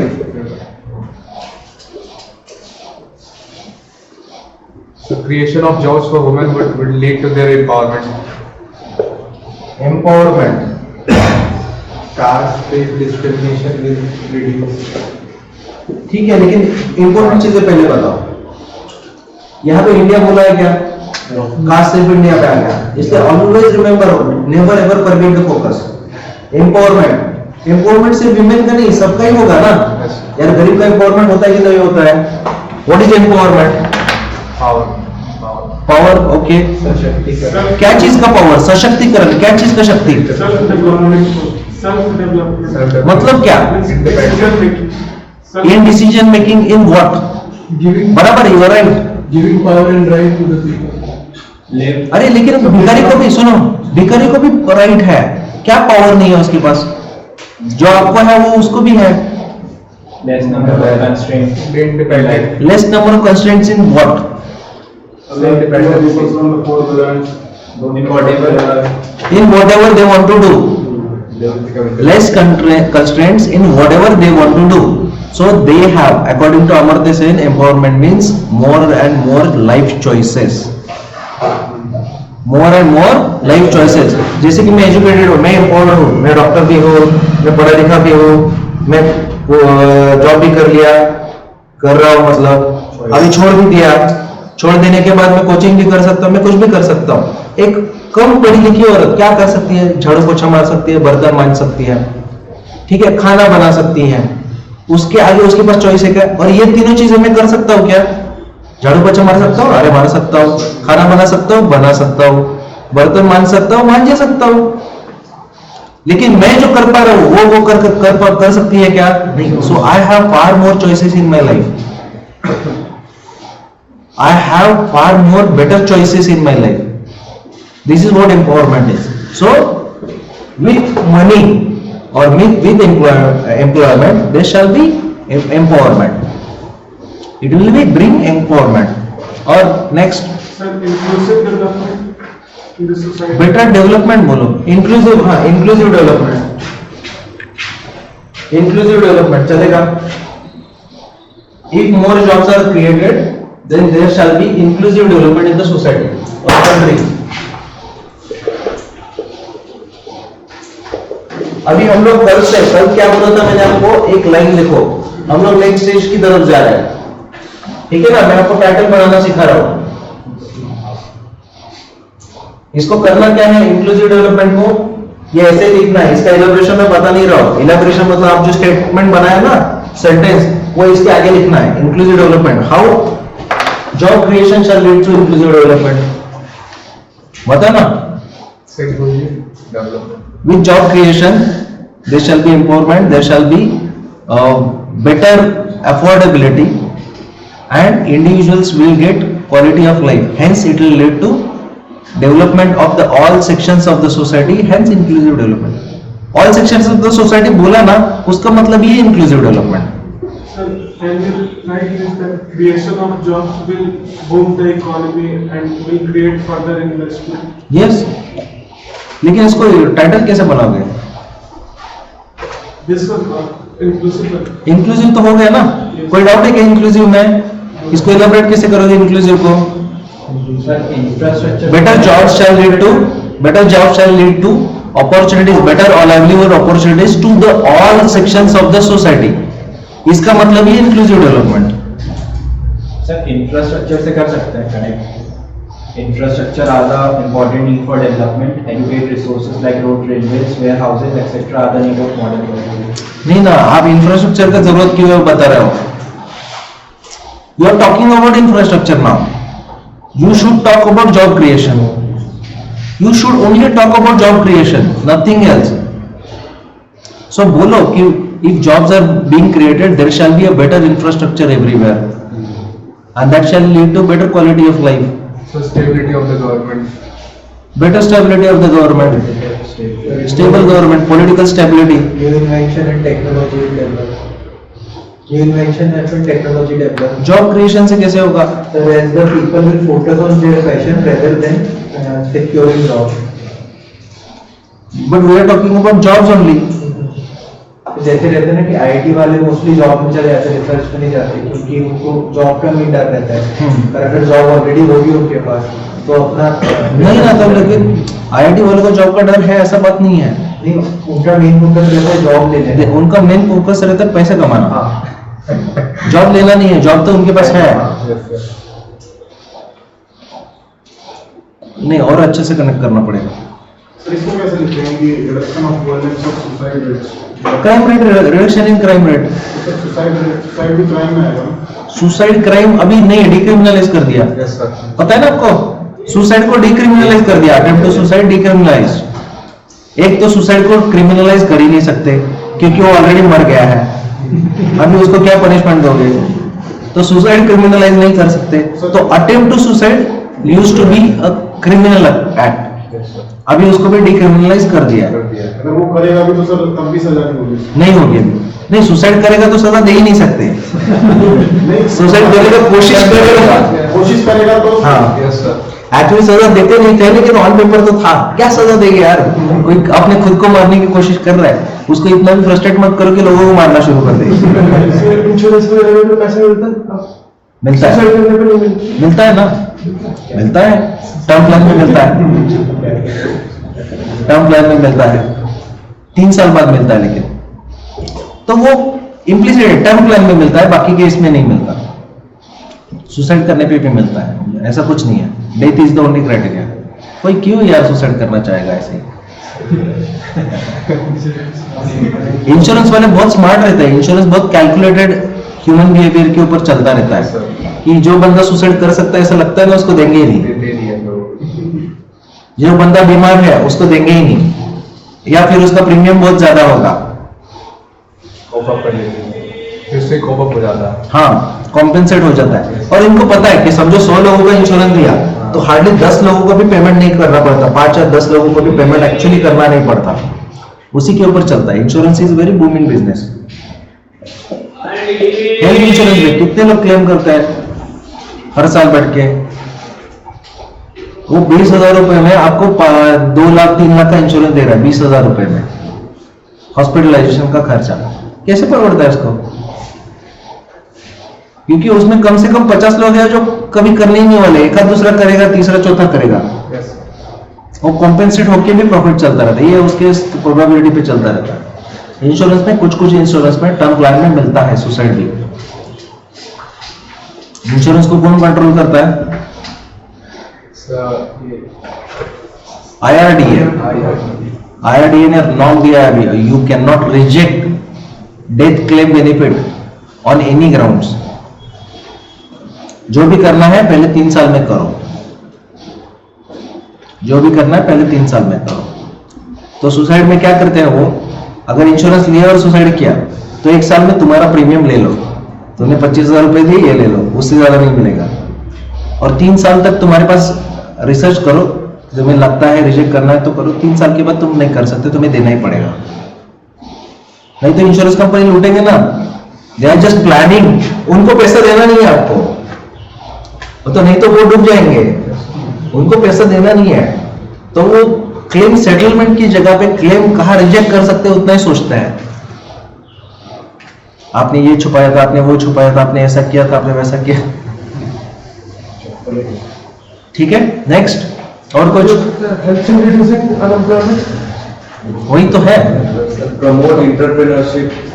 It will reduce unemployment and unemployment related problems such as poverty. ठीक है ना? Entrepreneurship promote. अब जॉब की बात कर रहे हैं तो हाँ ठीक है. It will create jobs.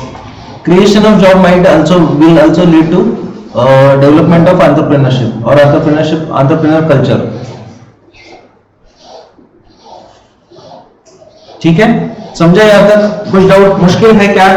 Arguments are easiest thing to score. Next, against क्या लिखोगे?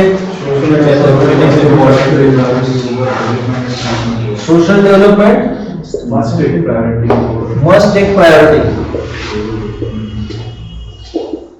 Why? So it is important for individual, community or nation. Whenever nation is socially developed, then it understands the importance of education, health and welfare. Right, title किसे बनाओगे?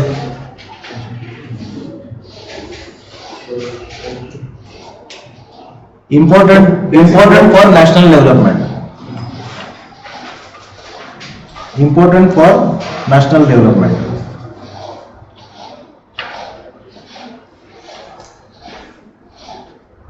So social development brings happiness in the society. So it will bring equality. It will help in bringing equality. It will help in bringing equality. Or Women, children and minorities will feel safe. hmm? Women, children and minority will feel safe. Title किसे बनाओगे? There will be better social security. Better social security और फिर उसके आगे लिखो. They will feel safe. There will be feeling of safety and security.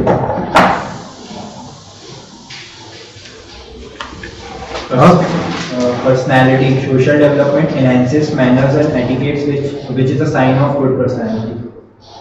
Individual के ऊपर सिर्फ अकेले मत जाओ. It will lead to better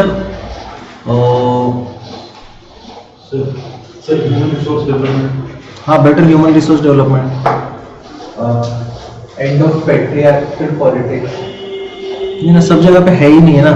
Again, this is not about India. So development of rural areas. It will lead to better development in rural Areas or violence, caste and discrimination. Sir, to achieve global parameters like human development index, happiness index, social development must be clarified. yes. और ये जो बोला, जो social evils है, it will help to curb or control social evils such as caste, gender-based discrimination and Right. क्या क्या? Sir, right. Right, sir. RIUT. Communal violence वगैरह वगैरह. Rights मत लिखो. So social development can bring awareness in the society. Social development can bring awareness मतलब more aware society. ये title लिखो. More aware society about their rights. Sir, it will also reduce crime rates. Yes. Moreover, Social- society में हो सकता है society to better realize their aims and objectives. Yes. So will help to eliminate the differences between the individuals. Will help to eliminate the differences between the individuals. Better harmonious society ऐसा लिखो. Sir, और उसका नीचे लिखो कि it will help in reducing the differences and competition between the various communities and individuals. तो जब हम दो टॉपिक के मतलब जैसे इसमें लिख रहे हैं तो कुछ पॉइंट्स का कहीं पे कॉमन होते हैं. चल जाता है अगर दोनों पॉइंट का रीजन सेम होगा. For example crime rate reduction, job create करने से भी क्राइम रेट रिडक्शन होगा, सोशल डेवलपमेंट से भी होगा, तो दोनों पॉइंट चल जाएंगे. बस ये कि ये एक दूसरे को हम लोग कॉन्ट्राडिक्ट नहीं कर रहे हैं. सर, ये टाइम रिपीट करेंगे नॉर्मल इनका लिंकिंग रीजन है वो जैसे sir crime rate is much for sorry reduction in crime. चलता है नहीं, रिपीट होने का, एक बार रिपीट हुआ तो चलता है. It's not about that. Reason होना चाहिए. रीजन है क्या उतना ही सोचो. ओनली वन क्राइटेरिया लगाना है. जो ऊपर बोला उसका रीजन है क्या है, चलेगा. लिंक सही है. हाँ. सर, स्टेटमेंट रिपीट कर सकते हैं बाद में. कौन सा? सर, जैसे नहीं, रिपीटिशन नहीं करना है, हर बार लिखना नहीं है. Hence it will lead to hence social development must take priority. Hence हर एक चीज के बाद सोशल, क्योंकि ऊपर बिकॉज लिखा है ना, तो ये रिपीट करने का जरूरत नहीं है. आपको लिंक एस्टेब्लिश करना है. सिर्फ आपको क्या करना है, लिंक एस्टेब्लिश करना है, रिपीट नहीं करना है फिर से. फिर वो चाइल्डिश लगेगा, स्कूल में है ऐसा लगेगा, मैच्योर नहीं लगेगा. ठीक है, समझ में आ गया? Stress, depression भी कम हो जाएगा. हाँ. It will reduce Stress and depression. Stress and depression. Mental health point. हाँ, and shall improve mental health of the society. Social development makes awareness in society. It will reduce gender discrimination. हाँ, it will be helpful in curbing all the social evils such as gender discrimination and discrimination on the basis of caste, creed, race, ethnicity, सब कुछ. It will help us to reduce feeling of jealousy between our competitors or नहीं, वो individual level पे चला गया। समझ में आ गया? पॉइंट लिख रहे हो, इसको कल लिख के आना। Conclusion, For a stress-free society, in spite of everyone face, it is necessary to develop both job and society. For stress की सोसाइटी मत करो। Modern society. Modern meaning, what is modern? What is modern? हाँ, लेकिन उसको modern क्यों बोलते हैं? Modern मतलब कुछ तो होगा ना जिसके वजह से। Okay, technology. और So if we develop a single thing, then the other will automatically develop. So if we develop jobs, then the नहीं नहीं, मॉडर्न क्या है बताओ पहले। modern. जो वर्ड इस्तेमाल करते हैं उसका मीनिंग पता होना चाहिए। Physical change, modern thing new. Something new, okay. Remove bad things in the society.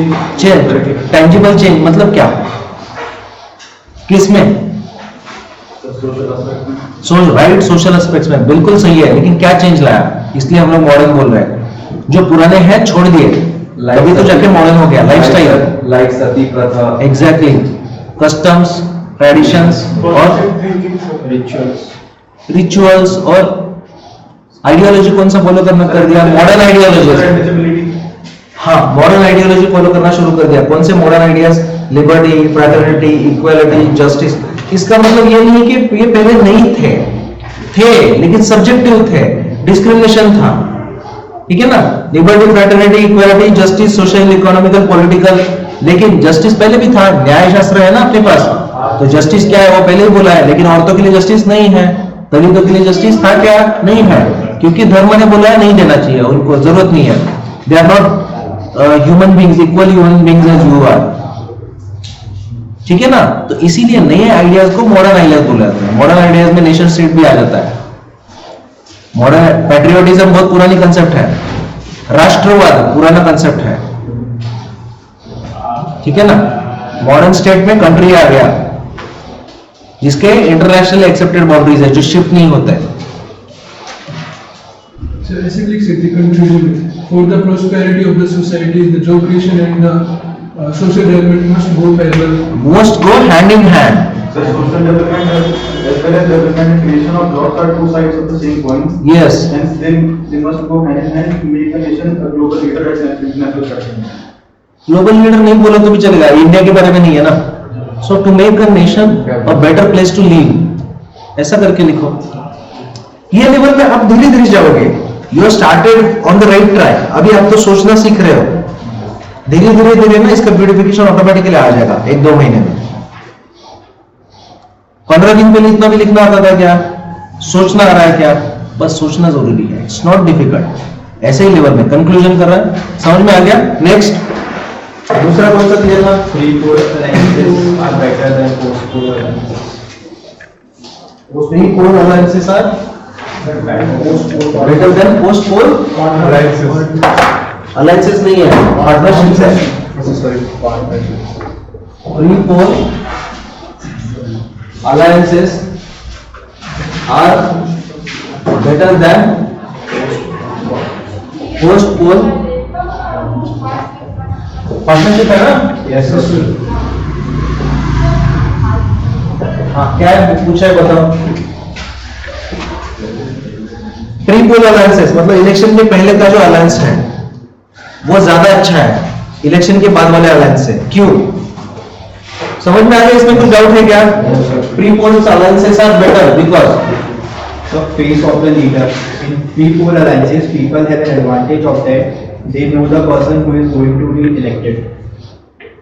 ठीक है, नहीं going to be, who is going to be elected everyone knows, but they clearly know who will form the government rather than getting elected तो MPs है, ठीक है ना? who will form the government? So fragmentation of vote banks. Fragmentation of vote banks. People already know who they are voting for.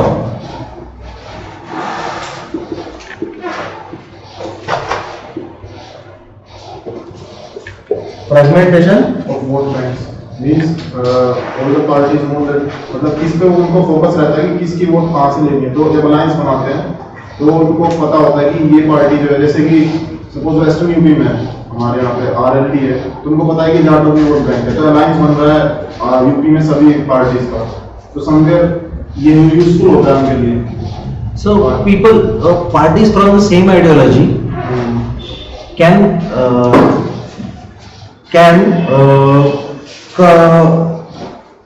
come to the power with same interest, ठीक है ना। Post पोल में ऐसा नहीं रहता, पोस्ट पोल में एक ही interest है, पावर में रहना। पोस्ट पोल में कोई आइडियोलॉजी नहीं है, पता है ना, there is no ideology. Shiv Sena BJP का पड़ता नहीं है, कोई भी किसी को भी कहीं पे भी सपोर्ट करता है। आंध्रा में चंद्रबाबू नायडू पहले बीजेपी को सपोर्ट करता है, फिर से निकलता है, फिर से करता है। सर इसमें ये लिख सकते हैं minimum risk to disintegration of alliance, better chances of getting elected, better chances of getting elected रहा है, better chances of getting into the power। Clear ideology will form to that. हाँ, So pre-poll alliances will bring best candidates. Votes will not be wasted. उससे पहले क्या बोला? So better candidates. Clear ideology. Clear ideology, clarity in ideology। और इसको और क्या बोलेंगे? क्लैरिटी इन आइडियोलॉजी मतलब people can vote for an ideology, for particular ideology, for an alliance which is based on ideology. Left wing right wing वो क्यों लिख रहे हो? Sir stick to the agenda, stick to the agenda. Somebody is inside है कोई? हाँ, sir stick to the agenda मतलब post poll के बाद तो मैं वो पार्टी थी, मतलब सत्ता चाहिए। हाँ, सिमिलर एजेंडा वही होगा। Votes properly utilized. So bring non wastage of not distribution of votes. Horse trading. Best category. some people. Avoids can help in avoiding horse trading. लेकिन हॉर्स ट्रेडिंग मतलब आपको एक्सप्लेन करना पड़ेगा। So every election year, nuances of horse trading is found. If pre-poll alliances. नहीं, horse trading क्या है वो लिखना पड़ेगा। Can avoid post pole horse trading.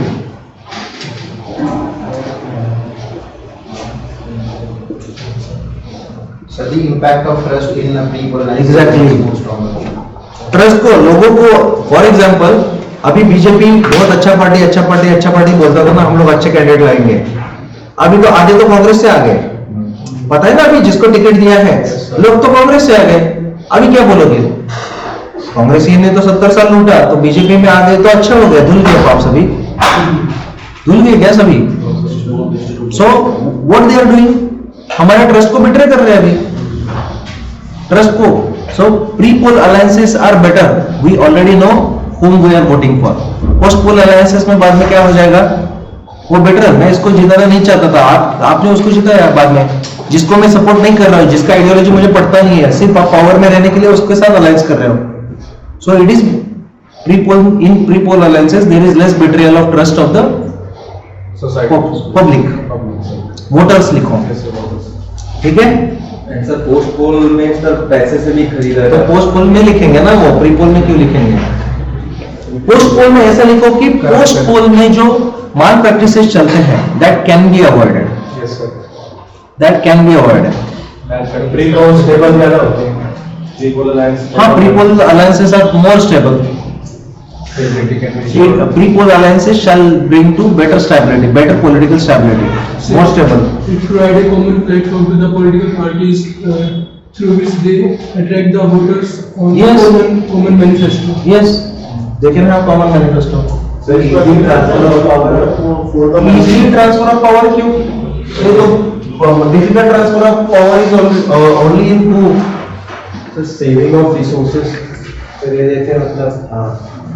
It will lead to better stability of the government and clear cut government। मतलब यहाँ पे pre poll alliances में चांसेस कम है कि बाद में अनस्टेबल गवर्नमेंट या फिर लास्ट मोमेंट पे ये करना और नहीं हो पाया पोस्ट पोल अलायंस, तो क्या हो जाएगा? There might be chances of re election. So wastage of all the resources. Government machinery. Sir, there will हम be पार्लियामेंट हो गया तो Sir, there will be transparency. हाँ, there will be better transparency. And Free poll alliances, there is better Sir, more transparency. Good governance can be achieved. Good governance can be achieved. ठीक है, next. Post poll partnerships are better. अब इसको कैसे justify करोगे?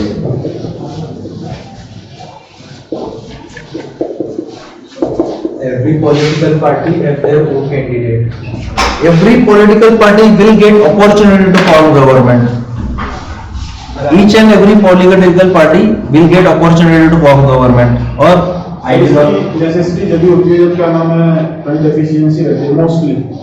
नहीं, इसकी necessity तब रहती है जब कोई छोटा पॉलिटिकल पार्टी हो, लेकिन उसको अपने छोटे से इंटरेस्ट को वो बचा सकता है, अदरवाइज नहीं। फॉर एग्जांपल एक सिख का पार्टी है, सिख लोगों का, तो वैसे तो वो जीत के आएगा नहीं, वो कभी प्राइम मिनिस्टर बन नहीं पाएगा, उसके साथ कोई अलायंस कर नहीं रहा है, लेकिन जो पावर में है उसके साथ रह के they can work upon, they can ensure that their interest are being protected, या फिर उनके इंटरेस्ट के ऊपर कोई अटैक नहीं करे। Sir, I read ideology. Every party in India have their ideology and specific goals. In post-poll alliance, they can pursue their goals and urge people to vote on the basis of that particular Yes. issue. Whenever there is no clear-cut picture, post-poll alliances are better, post-poll partnerships are better than conducting re-elections, because re-election is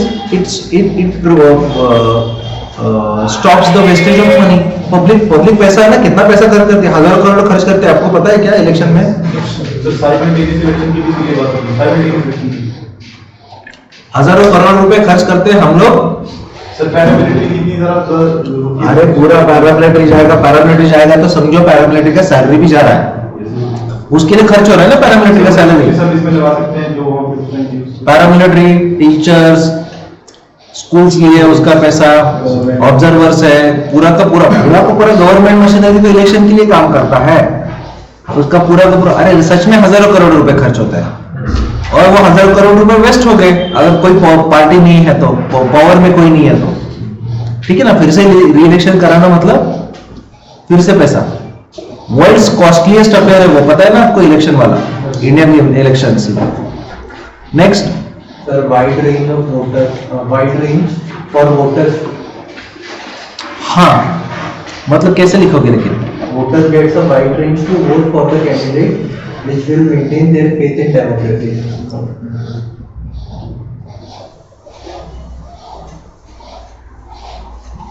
Voters get to elect various candidates which will strengthen the democracy, strengthening of the democracy. Sir कुछ ऐसा भी है कि मतलब जैसे protection of minority rights भी लिखो। Minority मतलब not only religious minorities. Sir एक पॉलिटिकल स्टेबिलिटी में हाँ, it might bring to better political stability. Whenever there is no clear-cut picture or no clear-cut majority of the any party, it might bring to political stability in during times of instability. Number of parties, more number of participation in the government. Yes, more number of parties. Better decision.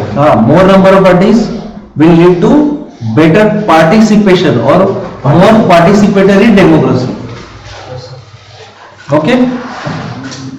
Sir एक political party के पास भी chance होगा कि कोalition government form कर, लेकिन अगर मैं Yes. तो नहीं करेगा। Every political party will get chance to form a government. Will get chance to form a government which they cannot form on their own. ठीक है? Sir, it is also good for democracy. Otherwise, अगर एक ही government होगी, उसी की majority होगी, तो हाँ, dictatorship it is good for better democracy. It is for good. हाँ. Conclusion. Either free poll or post poll alliances should be there as it prevents the government from becoming authoritarian. Free poll alliances और post poll alliances क्या? Sir दोनों में से कुछ भी हो पर ये होना चाहिए, वरना government Better political stability should be there. Yes, free poll alliances or post poll alliances, they must bring a better political stability and they should work in better national interest of the people, of the citizens. ये भी India specific नहीं है क्या? इसको India India India लिखो मत। कई जगह तो सर सिंगल पार्टी रूल है नहीं ना, लेकिन बहुत सारे इसमें सिंगल 2 पार्टी भी है ना, मल्टी पार्टी की बात नहीं है। लेकिन इंडिया नहीं लिखा है तो इंडिया बहुत ज्यादा लिखोगे ना तो उसको लगेगा कि आप जानबूझ के कर रहे हो। बहुत जगह पे सिंगल पार्टी है, 2 पार्टी रूल है।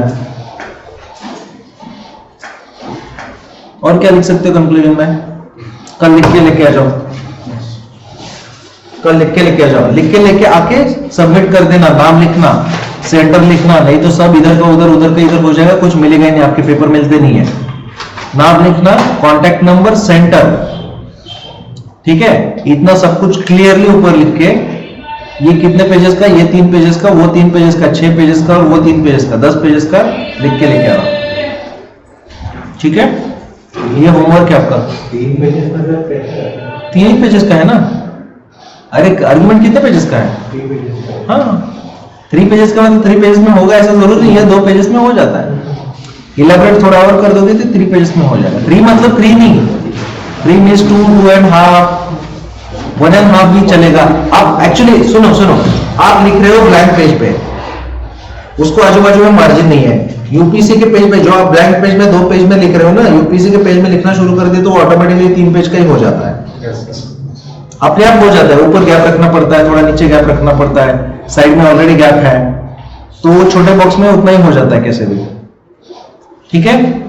14 का पेपर में कुछ इतना दिक्कत आ रहा है क्या आर्ग्यूमेंट में? Arguments are not at all difficult. ये थोड़े दिनों बाद अपने आप प्रैक्टिस से ये मंथ एंड तक आपको आराम से करना आ जाएगा, लॉजिकल आर्ग्यूमेंट्स करना आ जाएगा। कॉमन सेंस है, कॉमन सेंस यूज करो, कुछ मुश्किल नहीं है इसमें।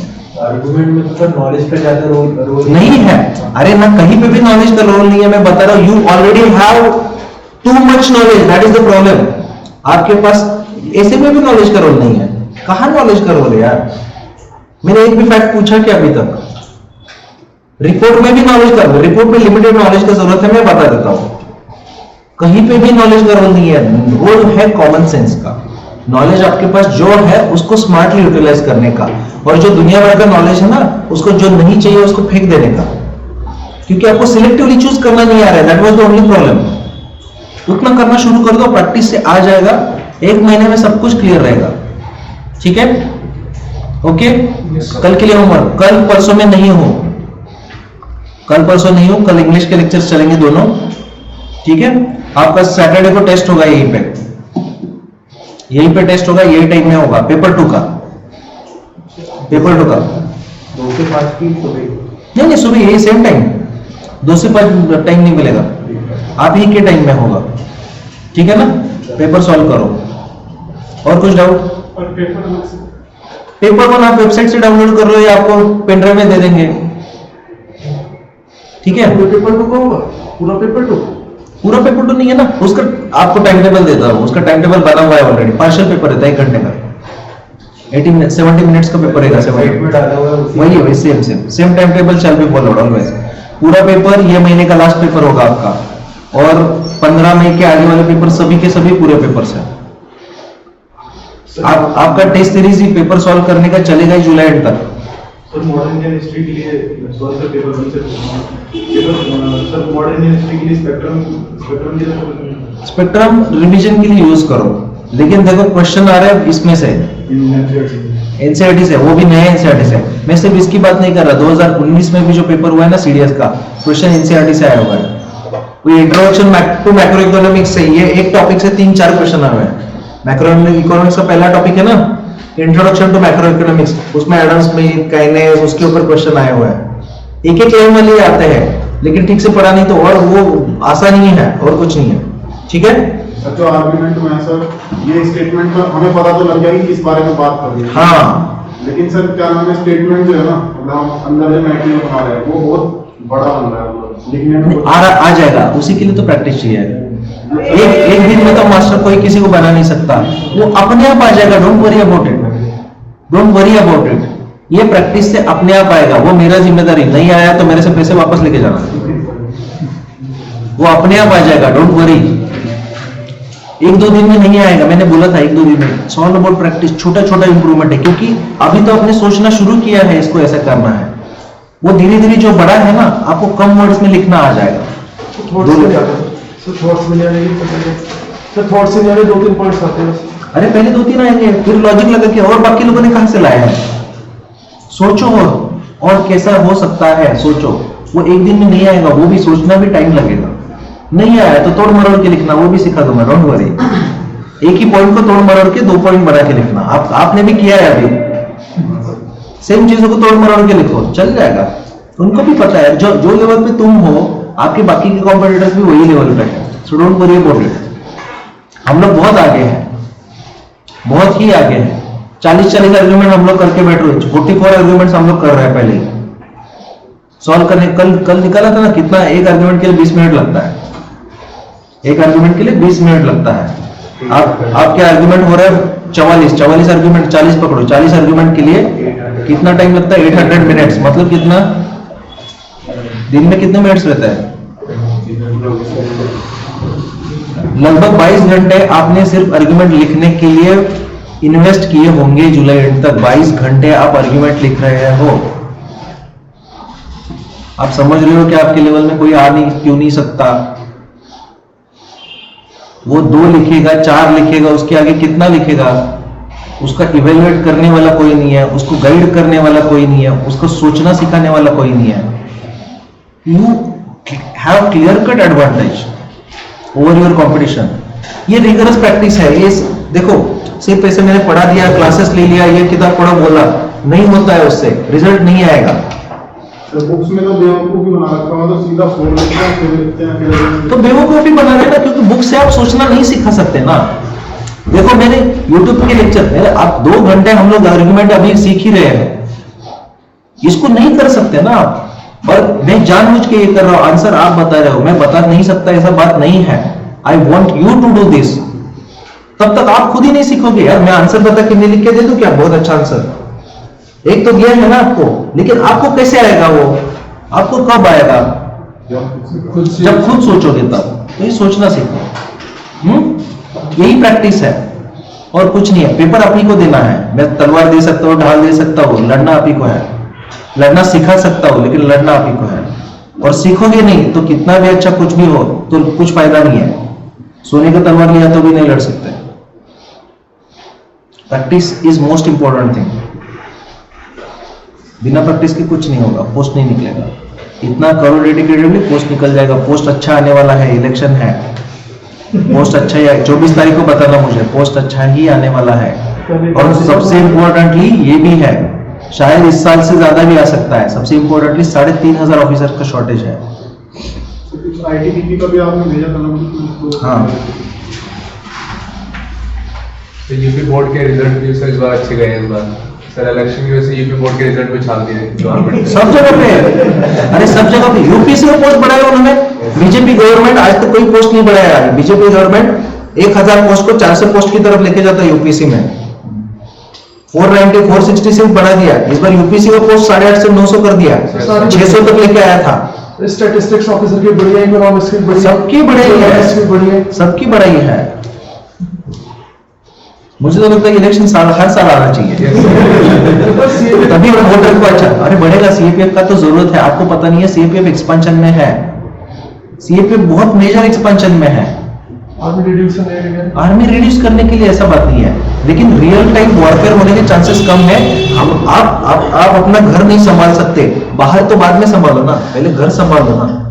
वही तो है, बॉर्डर मैनेज करना बहुत मुश्किल हो रहा है यार। बॉर्डर इश्यूज है बहुत कॉम्प्लिकेटेड। आर्मी के ऊपर कितनी बार पाकिस्तान ने अटैक किया, या बांग्लादेश ने किया, या म्यांमार ने किया, या चाइना ने किया, कोई नहीं कर रहा है। आईटीबीपी इतना एक्सपेंशन में, आपको पता नहीं है। आईटीबीपी बहुत स्ट्रेंथनिंग कर रहा है चाइना बॉर्डर पे, अभी करना ही पड़ेगा। सभी एक्सपेंशन में सीआईएसएफ के पास 200 से ज्यादा इंस्टॉलेशंस का प्रपोजल पेंडिंग है। सीआईएसएफ आज है 1.5 लाख का।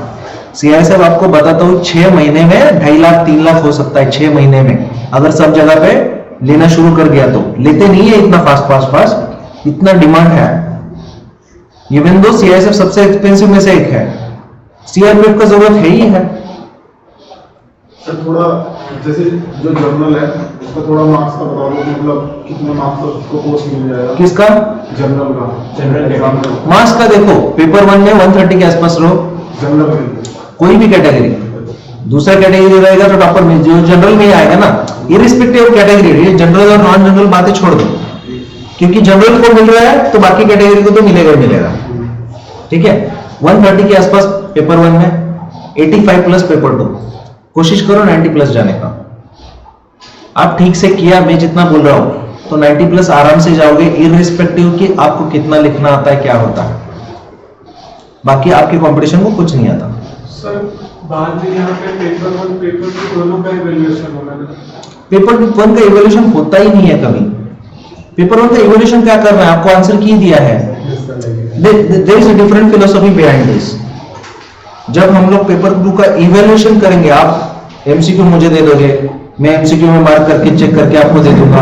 होता क्या है, आप देखो होता क्या है, आपसे जो गलत हुआ है ना उसके ही बारे में सोचते हो, जो सही हुआ है उसके बारे में पढ़ते ही नहीं हो कभी। आप कभी पूरा पेपर वापस नहीं देखते, never ever in your life, कभी नहीं देखते। I want you to read your paper again, I want you to refer to the books again, Google करो, कुछ भी करो, उससे होता क्या है, रिफ्रेश हो जाता है। बिकॉज ये सेम क्वेश्चन कभी नहीं आने वाला, और 20-25 क्वेश्चन में हम लोग ने थोक्का मारा रहता है, फ्लूक रहता है ना, वो ट्राई किया रहता है, 50-50% चांस है, लग गया, लेकिन फिर भी you still don't know the correct answer.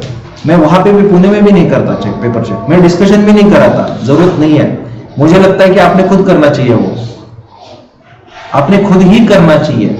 मैं उसका रैंकिंग भी नहीं निकालता, जरूरत ही नहीं है, क्योंकि अरे तुम्हारा एग्जाम बहुत दूर है, अभी से रैंकिंग निकालना, आप डिमोरलाइज होना शुरू हो जाते हो अभी से, कुछ जरूरत नहीं है। हर किसी का स्ट्रेंथ अलग अलग रहता है, अपने अपने हिसाब से डिवाइड करो उसको।